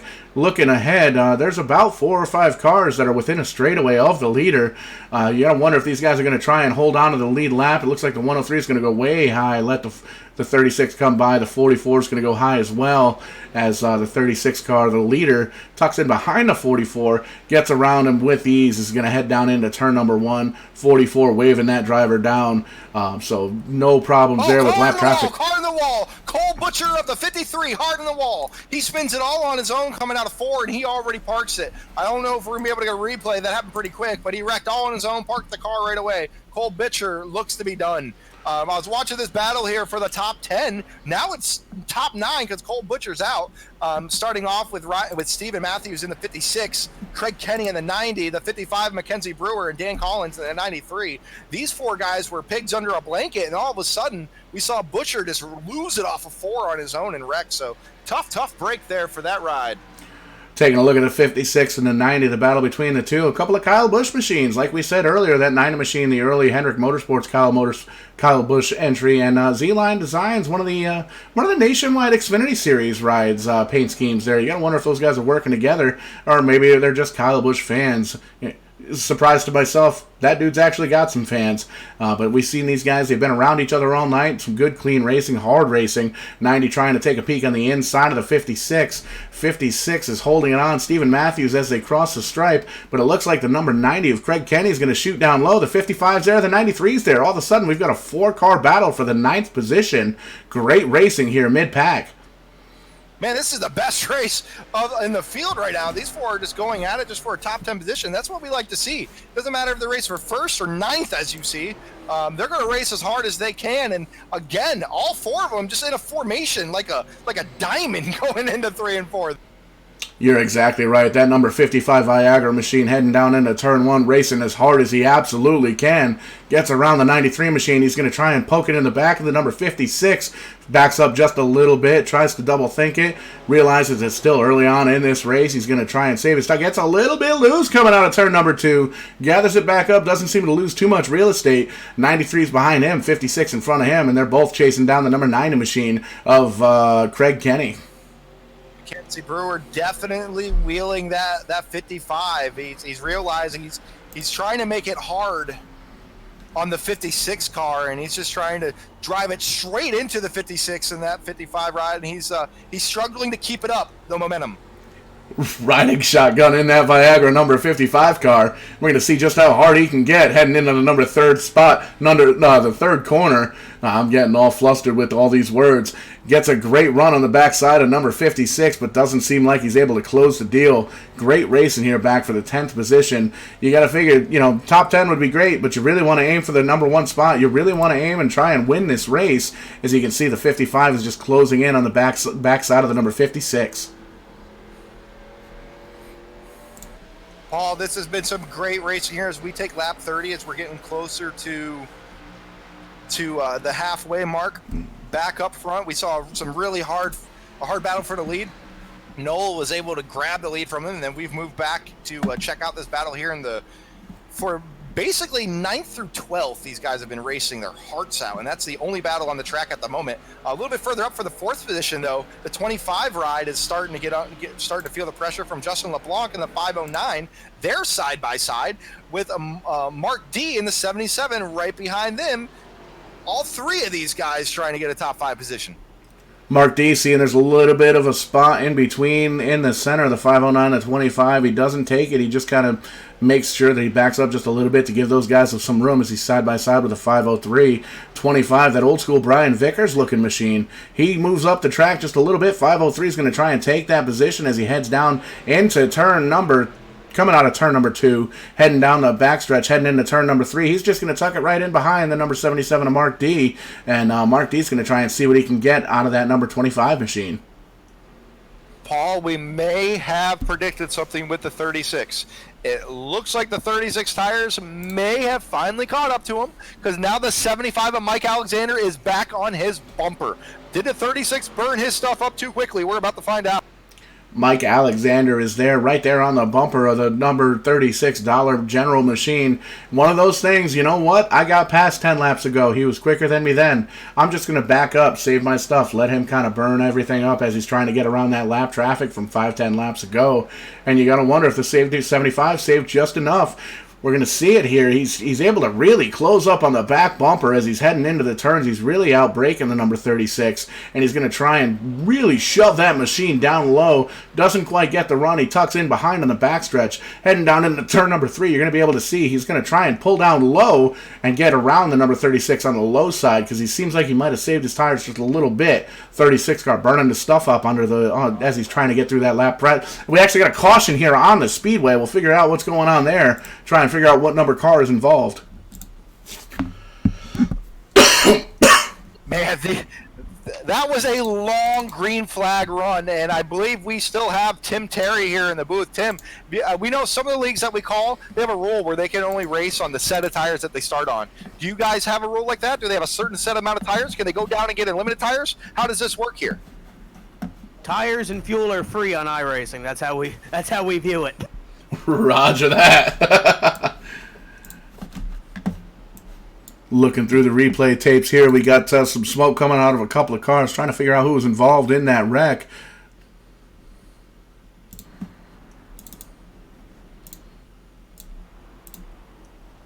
Yellow Boys was the 509 on the front straightaway. Thank you for that. We're going to back that up, see if we can take a look at the tapes of the 509. Unfortunate for him. He was running up towards at least mid-pack. We're going to see if we can rewind these replays, find out what happened to the 509. As looks like we found the tape. We're going to bring it to you live up to full speed. Side-by-side racing there. The 509 you see on the outside. They're trying to get on the inside of the number 77, almost 3 wide. Looks just like 2 cars were trying to go for the same spot. The 08 there. 509 just tries to go where the car already is. Oh, and the 56 car plows right in the back of the 509. That's going to tear the 509 up. You see some black smoke coming from underneath the hood of the 56 car. That car is going to be done. That motor is toast. It's an unfortunate event. We saw him early on. He was definitely running really, really good. Just nowhere to go at that point because the car was already wrecked. So tough break for those guys. Man, oh man, oh man. As you're going to start to see the field start to thin out, now the old saying is cautions breed cautions. They just had a great long green flag run. We're at about at that halfway point at the moment. Let's see if cautions are going to breed cautions or if these guys can get another long one in and see this battle heat up even more up front. Maybe get a new face up there to battle it out with a 36 and a 75. 36 and the 75 both up front. Taking a look, we're going to see if any of these guys are going to come down pit lane, maybe get some tires, get a little bit of fuel, fix some of that damage. A lot of beating and banging throughout this race here, so you got to wonder if these guys are going to try and maybe get some tires for the second half of this race. All right, so now it's time to start the wagers. Paul, who's your? If you had money. If I had money, I would put it on the number 75 of Mike Alexander. We saw him lead the first part of this race. Once he gets in clean air, he's really able to pull away. And I really do think once the 36 machine got around him for the lead, he just kind of checked back just a little bit and said, you know what? I'm going to save my stuff. I'm going to save my tires. This is a long race, 77 laps, 77 miles here at New Hampshire Motor Speedway. I think he's going to try and do it on a single set of tires, the one he started the race with, and I think he's going to be the one that I'm going to put my invisible money on. Did the leaders pit, Paul, yes or no? The leaders did not pit. The 36 and the 75 stayed out. Looks like some of the guys behind them definitely may have pit.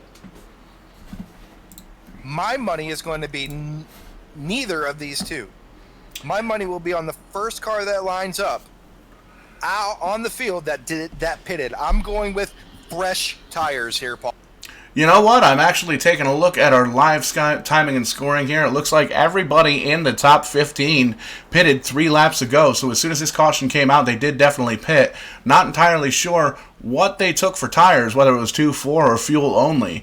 But at this point, it doesn't really much matter. We're lining them up 2 by 2. The lights are off on that iRacing pace truck. We're gonna go green here. We're gonna hit it hard and see what the hell we get. Pace truck's going to take that hard left corner into the garage. Green flag is out, and we are back to racing.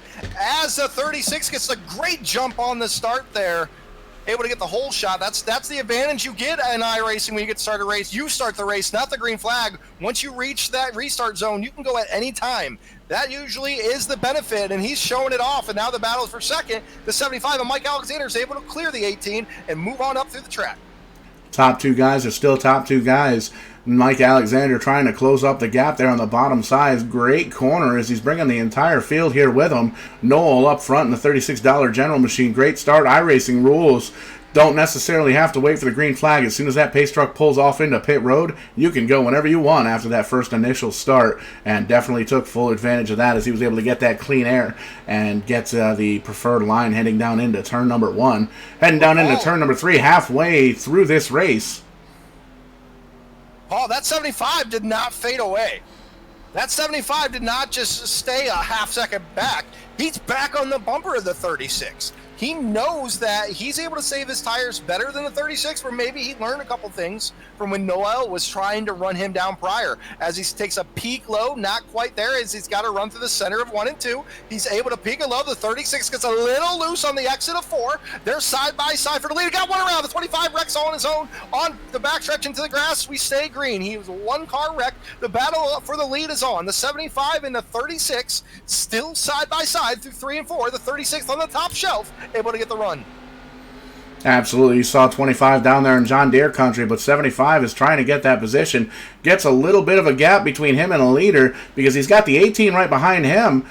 He's trying to hold off the position, but he's also trying to beat the guy in front of him. So it's one of those things. You're racing through the windshield. You're also trying to race through the rear view mirror as well. Josh Lane, I know he said it earlier. Josh L. in the 18 machine really starting to put the hurt on the back bumper of the number 75 of Mike Alexander.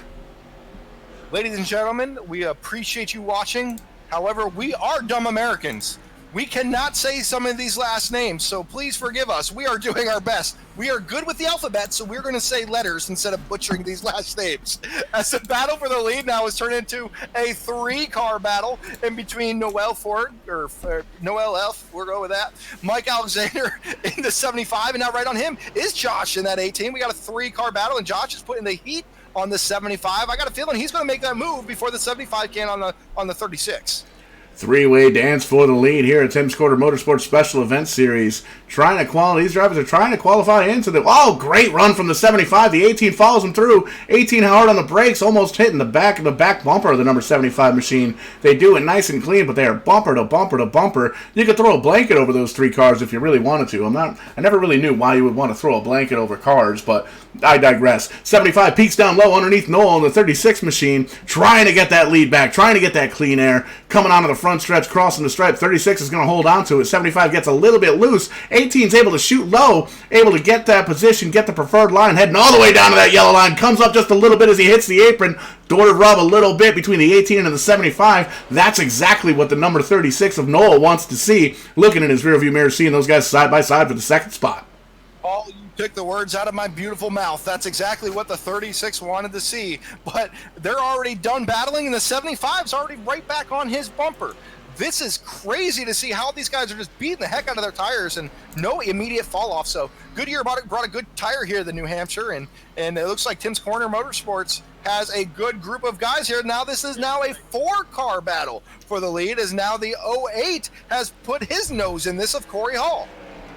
Corey Hall making this 3-way dance into a 4-way. 4 cars nose by nose by nose by nose. I think that was 4. But these guys are all bumper to bumper, heading down into coming out of turn number 4. 75, Mike Alexander's going to look low. 18's going to look even lower. They think again of it, line back up, single file. One of those things where they're really trying to wait for their opponents here to make a mistake, try and gather up, see if hopefully somebody gets loose, hits the apron, hits the wall, something like that. Because everybody's running an identical setup. We're running fixed setups here in the iRacing simulation. These guys aren't able to change anything on the race car except for the steering input, but that's mostly just driver input.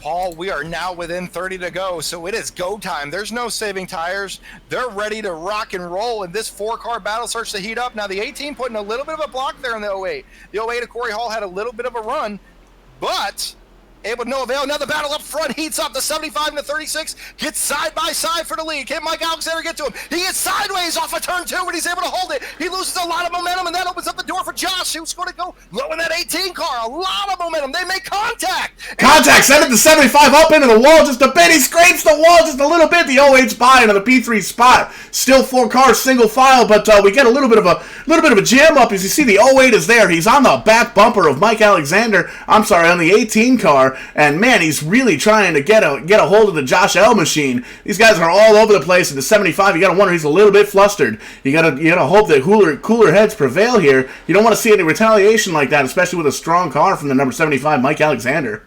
I want to see retaliation.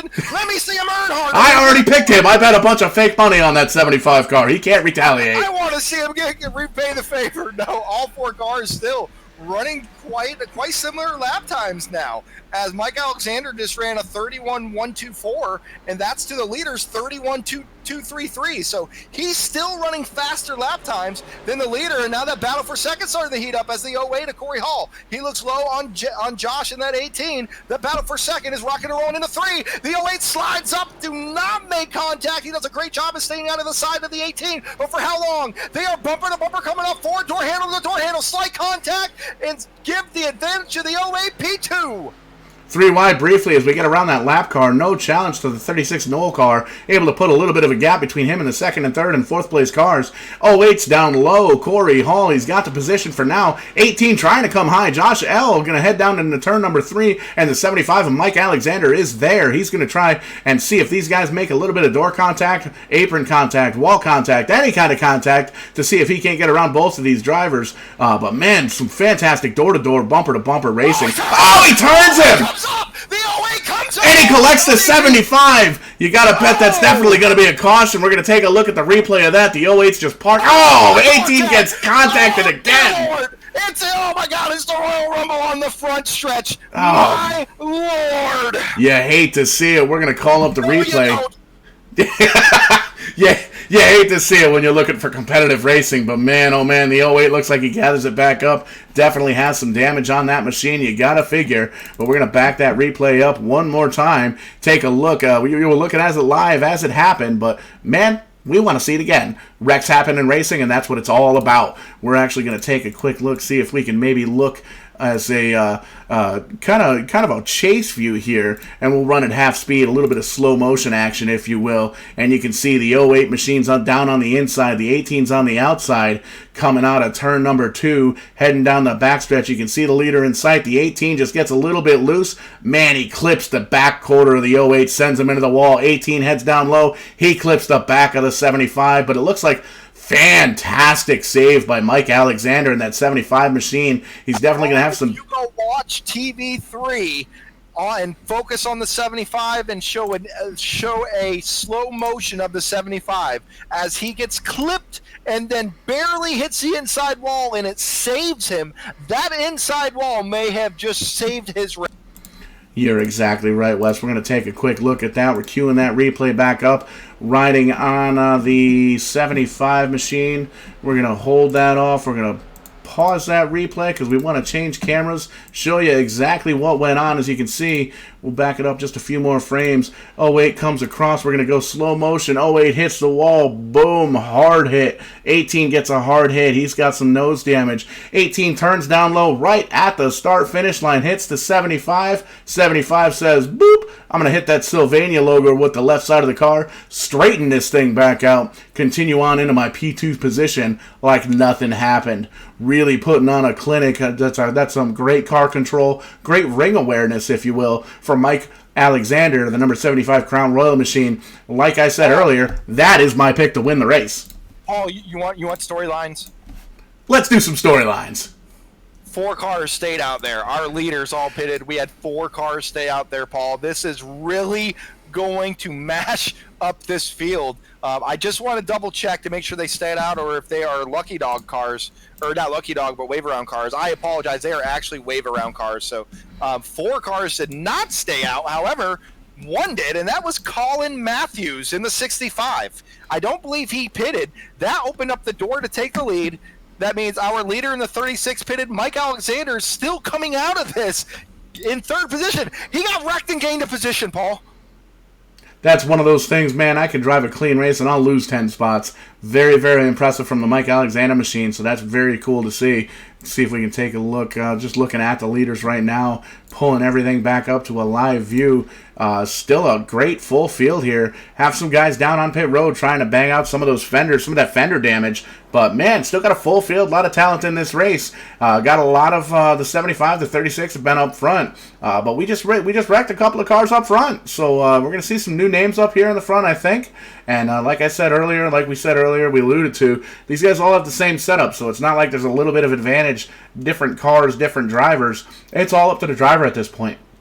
As the lights are off on the pace truck, we're going to stack these guys up, see if we can't get another green flag run. We said we were wondering if cautions were going to be cautions. We got a nice green flag run there, not as long as our first one, but we got a nice green flag run there. Just hard battling up front. You can't even blame that on cautions. That was just really good racing up front, and laps are starting to wind down. Guys are losing patience, and when you start losing your patience and the laps are winding down, your heart rate gets up, and you start making mistakes or start making risks that you didn't make on lap 10. You're now starting to make on lap 50. And that's what we're seeing as we're getting close to 20 to go here. The lights are out on our Ford F-150 iRacing pace truck as we make it through 3 and 4.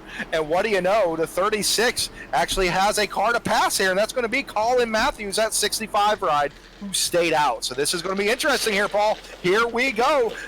Entering the restart zone, 65 fires, doesn't spin his tires. The 36 is able to keep up for the most part. We are green, cross the line, heading into 1.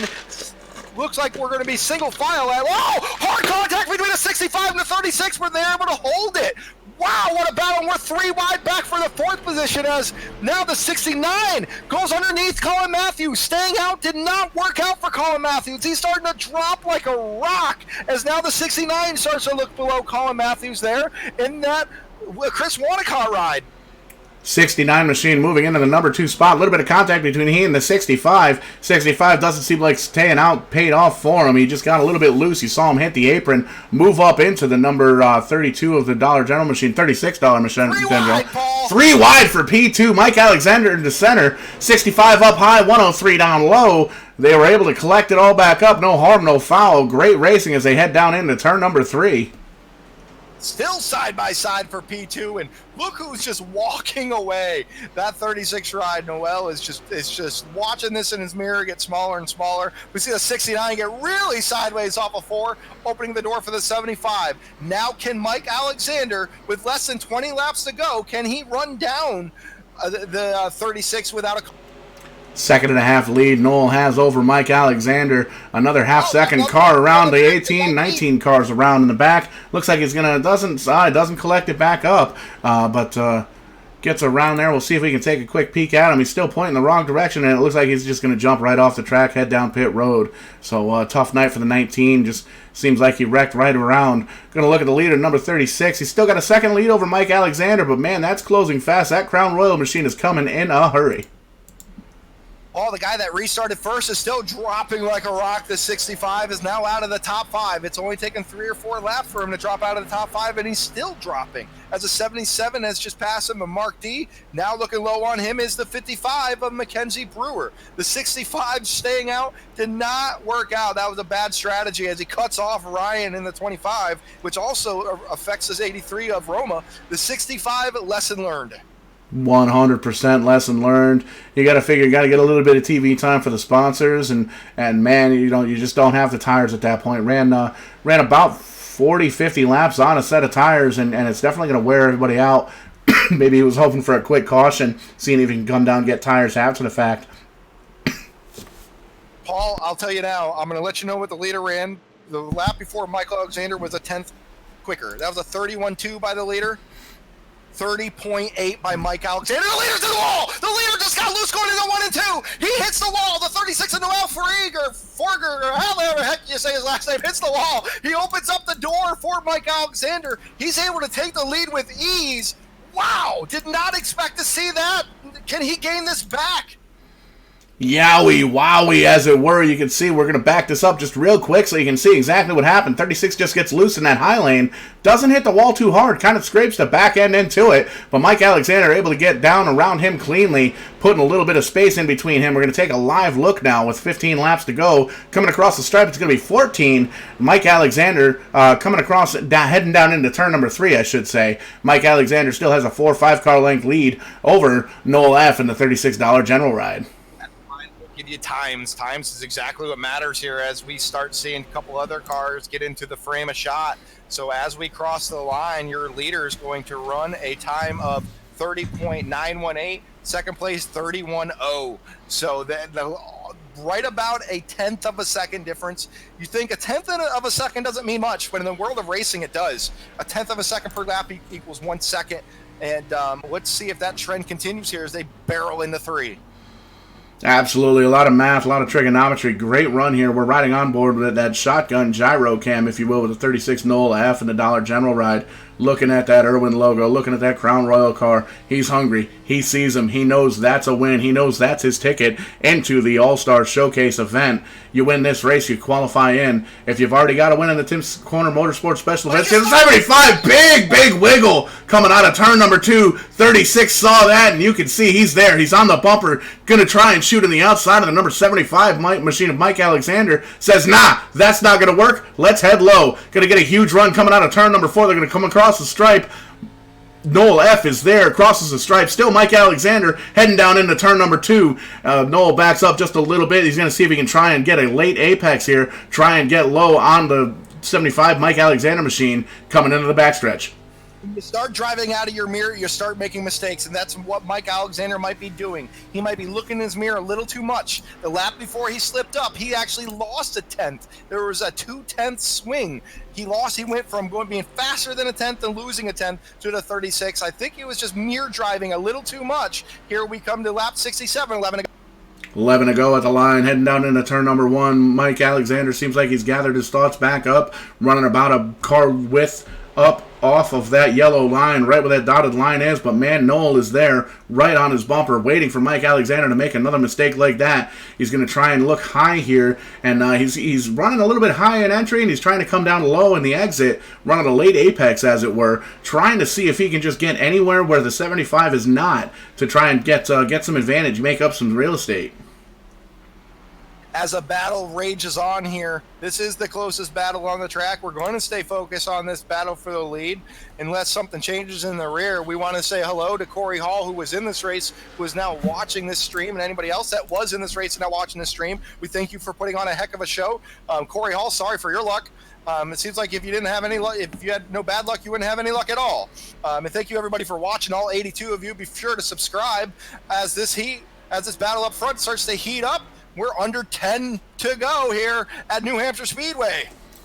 2 drivers, first and second here, battling for the lead. Mike Alexander has it. Noel F wants it. Crown Royal versus Dollar General, 2 of my most favorite things in life. These guys are still bumper to bumper at this point. A little bit of space between them. You can see the 36 is braking really hard on corner entry. The front of that nose just goes right down, and it scrapes the pavement on this racetrack, trying to kind of set the car up to see if he can't get a little bit of an advantage over Mike Alexander coming out of the corners.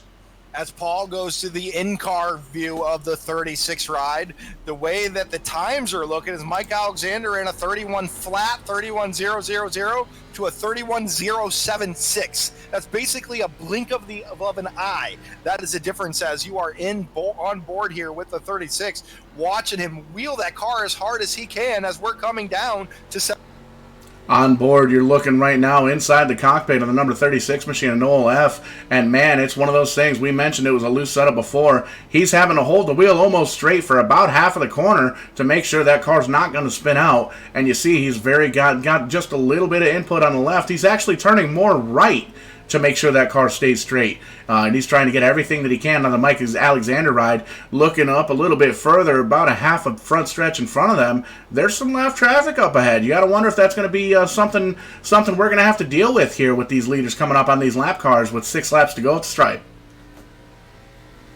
6 to go. This is where you take a deep breath. You have to take a deep breath and remind yourself, all right, there's still time. I'm right on his bumper. He's going to make a mistake, or I need to make him make a mistake. And that's the mindset that Noel has to be in this 36. When you see him enter turn 3, he's running a completely different line than the 75. He seems more comfortable with that higher arc than what the 75's taking. Doing that, he's getting the run off the corner. As we come to 5 to go, the flagman shows 5 fingers. 5 to go. He's getting the run off the corner, but the 75 is able to hold his momentum from entry, where he's just not able to get to his bumper yet. Little bit loose coming out of turn number 2 for the 36 machine, but like we saw him do it earlier, doesn't seem like it slows him down one bit. Hammering down into turn number 3. Kind of runs a little bit higher than Mike Alexander, seeing if he can make up some room, not having to slow down just as much, and he sees he closes the gap just a bit as they come across the stripe here. 4 laps to go, and he's there. He's going to shoot down on the inside, maybe head down, take a peek down turn number 1. Not quite. Mike Alexander closes the door gently this time, but you got to wonder with 4 to go, how much of that gentle blocking is there going to be with these 2 lap cars are side by side in front of him. One of them looks like he's going to pull all the way down there to the grass. Great move, great commendable move there, getting out of the way of this race lead here. But man, this is going to be a great race. These guys are coming out of turn number 4. 3 to go here at the line, Wes.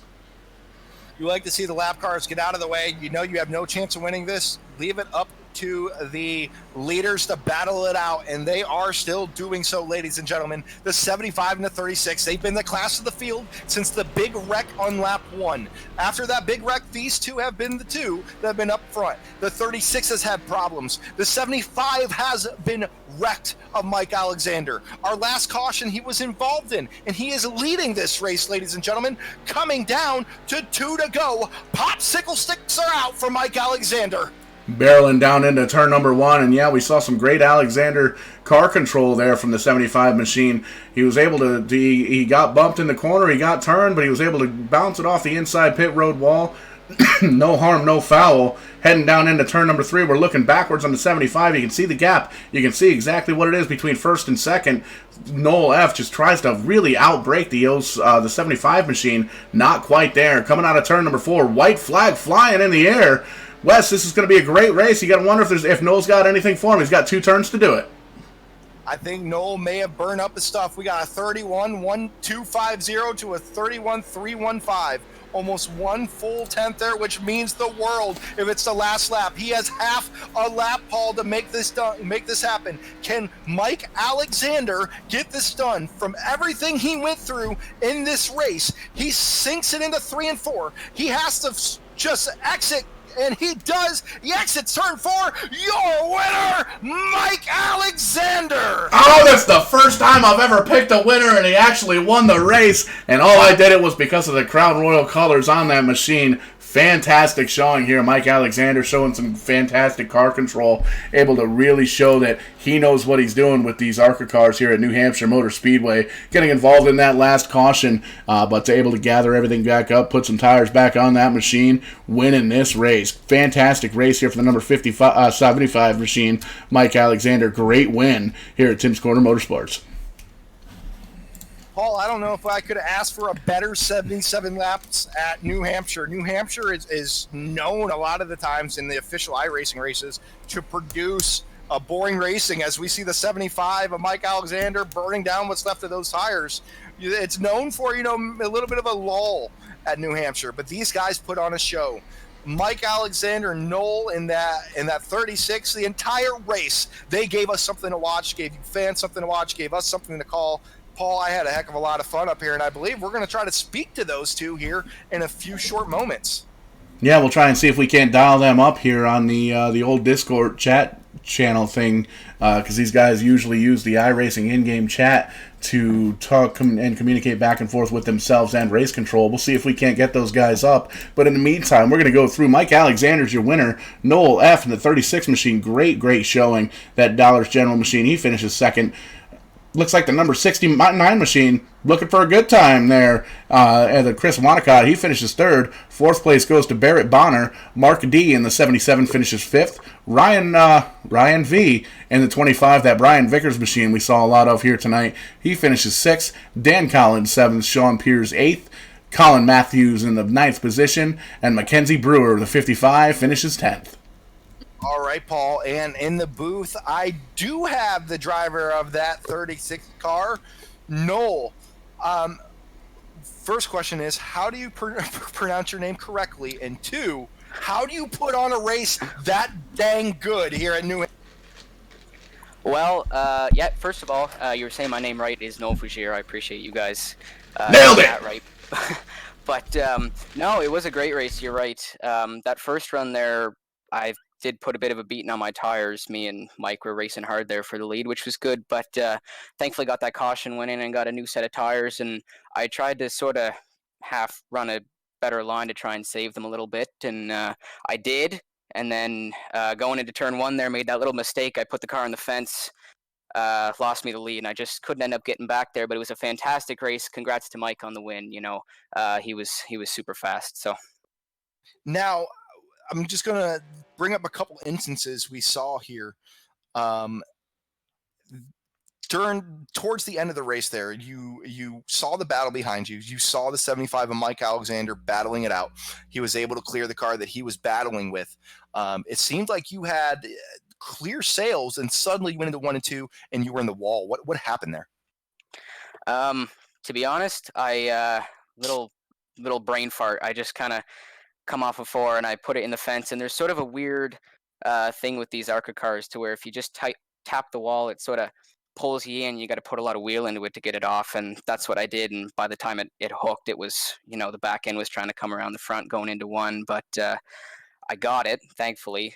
So I'm glad I didn't loop it, because that would have been really, really embarrassing. But yeah, just kind of unfortunate and a stupid little mistake on my part. Now, you guys put on a show that you typically don't always see at New Hampshire, especially in official races on iRacing. League races seemed a little bit better, but you and Mike put on one heck of a show from lap to lap. And I just want to get your quick thoughts. When you saw calamity happen, turn 2, lap 1, what was going through your mind when you noticed, holy crap, I'm top 2 after? Well, when I saw the wreck happen, it was steer to the left and hit the loud pedal and pray to God to make it through. But after the caution came out, I figured I was sitting second, and I knew I at least had a little bit of a chance. I put the car on pole in terms of time, but obviously the top 7 were inverted. So went in and got back on the restart, and obviously you saw me and Mike had a fantastic battle there throughout the race. Fantastic's not the word, man. You guys were wonderful to watch. That was great, clean racing. If you saw some of the battles that we saw in the heats and the con season a little bit further in the back, you probably would understand why we thought you guys wouldn't be giving as much as taking. But anybody that you would like to thank that may be watching, any sponsors, any friends you want to give a shout out? Well, definitely my parents. They were making a big deal about me being broadcast on iRacing. You know, I've been doing this for going on 4.5 years now, so it's definitely been a fun journey. Thanks to them, they definitely, helped me put this whole thing together. That's about it. Well, no, we're grateful to have you in the booth. We're grateful to watch you race. It's my first time being able to watch you race here at Tim's Corner Motorsports, and we hope to see you again here soon in the podium and call some more races, and maybe we'll see you in Victory Lane. Yeah, for sure. Just want to say thank you guys for putting on a great show. I'm sure anyone watching there definitely enjoyed watching. Also to Tim for putting this whole thing on. It's definitely really special to see something like this and to be involved in something like this. It's really cool to see. So thanks, guys.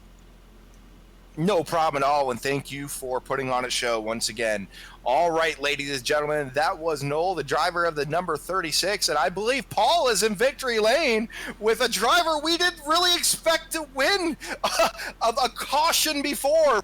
Speak for yourself up down here in Victory Lane with my man, my pick to win the race, Mike Alexander, Crown Royal machine. Just because he's got Crown Royal on the car doesn't necessarily mean he's got Crown Royal in the car.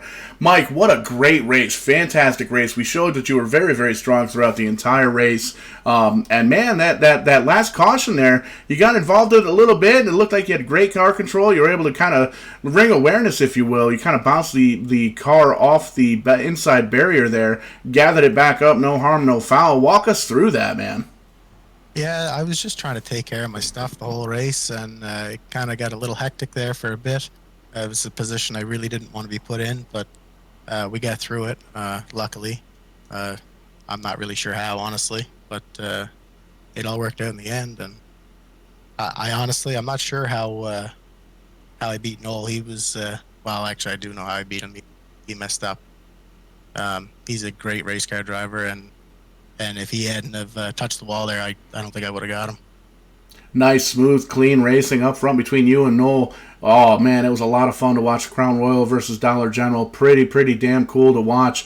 And a lot of give and take between you guys. It definitely shows that you guys got a lot of respect for each other, a lot of respect for the league, and a lot of respect for racing in general. So it was very cool to see you guys put on a phenomenal show, especially in the second half of this race. But, man, got to give you the floor. Is there any sponsors, friends, family, anybody you want to thank? The floor is yours. Just the guys over at Rev Racing. They're always here putting laps down with me, and it's a fun group to just hang out with, and it's fun to play this game with them. Thank you guys for doing this, and thank Tim for putting this on. He's doing a great job, and he's making it fun to race around here again. Awesome, and it's always a pleasure here at the Tim's Corner Motorsports, guys, being here live on Vidane TV. That was your winner, Mike Alexander. Again, my pick. I got a quick question for Mike before we let him go. Sure, we can do that before we let him go. Hey, Mike, you got a copy? Yeah, I got you. Hey, Mike, I want to know the color of your underwear after that last caution after you bounce off the wall. Do you need to change? Yeah, I'm going to change them right now. Yeah, it spooked me a little. You bounced off that inside wall like it was the ropes inside a wrestling ring, and you kept it going, and you gained positions after being wrecked with the other top 5, man. How do you do that? Luck is that? No, that's pure luck, man. I have no idea how that happened. I gotta watch the video to see actually what happened, because it was just a blur, and I was just giving her. We did Paul did a phenomenal job of getting a slow motion shot of you getting hit, bouncing off the wall, and straightening it out. So be sure to check that replay. Great win. All right, thanks a lot, guys. Great racing from Mike Alexander. Great win, and he actually qualifies for the All-Star Showcase race, winning this race, so it's very cool to see. And man, speaking of Tim Terry, it looks like he's actually walking towards us. Looks like he's got a handful of ice-cold, genuine Canadian beers here for us. Tim Terry, what a phenomenal freaking race here. These guys slightly freaking gave her all night long and put on a heck of a show here at New Hampshire Motor Speedway. Yeah, that was a great show. Actually, I was a little concerned. If you saw the Dynamic Sky, iRacing did a really great job, but it was getting fairly dark near the end of that. So, little blip on my end. But, yeah, it was great. These guys gave a lot of room to each other, a lot of respect. There were some issues in the back, but they got it rolling again. So, impressed by the racing. We saw the Corey Hall, Josh Langell rivalry come back up again. They had a little bit of a run-in last week in the Legend Cars at Irwindale, so I don't think that's over. Everybody loves a good short-track rivalry, right? So congratulations to Mike and Noel. They put on one heck of a show. Thank you guys for coming on, and hopefully they enjoyed it in the chat, and we'll have to do this again sometime soon. Absolutely. Thank you so much for having us here, Tim, and it's always a pleasure to work with you. I've known you for a very long time, and since I actually started sim racing way back when. But man, Wes, I don't know about you, but I'm sweaty. I'm out of breath. I mean, holy moly, what a hell of a race here at New Hampshire Motor Speedway for these guys at Tim's Corner Motorsports. Isn't that any? Listen. No. We won't go there. But yeah, great race here tonight, and you know what? We've got a couple of. Paul, I would be more surprised if you weren't sweaty, out of breath, and struggling to get up out of your seat. I would be more surprised, but no. You have a reason this time, Paul, other than your lack of working out. You have a reason here, Tucker, and that's because we got to see some awesome racing at Tim Corners Motorsports at New Hampshire Speedway. I think I slipped up and said New Smyrna once, and only once I messed up the two new tracks as we're doing an event April 18th for New Smyrna. But nonetheless, these guys put a heck of an event on at New Hampshire Speedway. We got to see some of the best. We got to see the leader, well, not the leader, but the pole sitter who was inverted, end up finishing P2. He sat on the pole. He was able to miss the big wreck that was out of turn 2 on the first lap. That again, I mentioned that when that wreck happened. It's one of those things you're scared of when the field gets inverted. You earned the right to be the fastest, but you kind of get punished for being the fastest, and you hope it doesn't backfire. And Lady Luck was on his side more than once tonight for him to bring home a P2. But ladies and gentlemen, you saw the 75 ride, that beautiful purple and black Crown Royal machine of Mike Alexander muscle his way to the front of the pack. All it took was one mistake to get him in the front, and he never looked back. So awesome job here, Paul. Awesome job racing. Thank you to everybody that watched, everybody that's subscribing here at Vidane Racing, or Vidane TV, hosted by Vidane Racing. We are extremely grateful for that. We're extremely grateful for Tim Terry allowing us to call the great action these guys are putting on. And be sure to subscribe, watch our upcoming events. I believe we have a few more here coming up. We'll keep you posted on that. And I believe we're going to be here again with Tim's Corner Motorsports. Yeah, most definitely. We're going to work with Tim, try and iron out the details, but we got a couple more events here this week with Tim's Corner Motorsports. And like you mentioned, on the 18th, we got that big New Smyrna driver invitational that we're going to be taking care of, the Esports 100 that the track is going to be putting on, and you'll be able to see it live on Vidane TV. But man, at this point, I think we're going to dust them all off. We're going to pack it up, and we're going to turn all the lights off here in the production trailer. And we're going to, next time we pull them out, you're going to be able to see it live on Vidane TV as Rowdy Wesley Hogue and myself, Paul Strickland Jr. Always do it live. Thank you guys for coming out so much tonight. We hope this broadcast met you in good health. Be safe, be clean, be healthy. We'll see you next time here live on Vidane TV.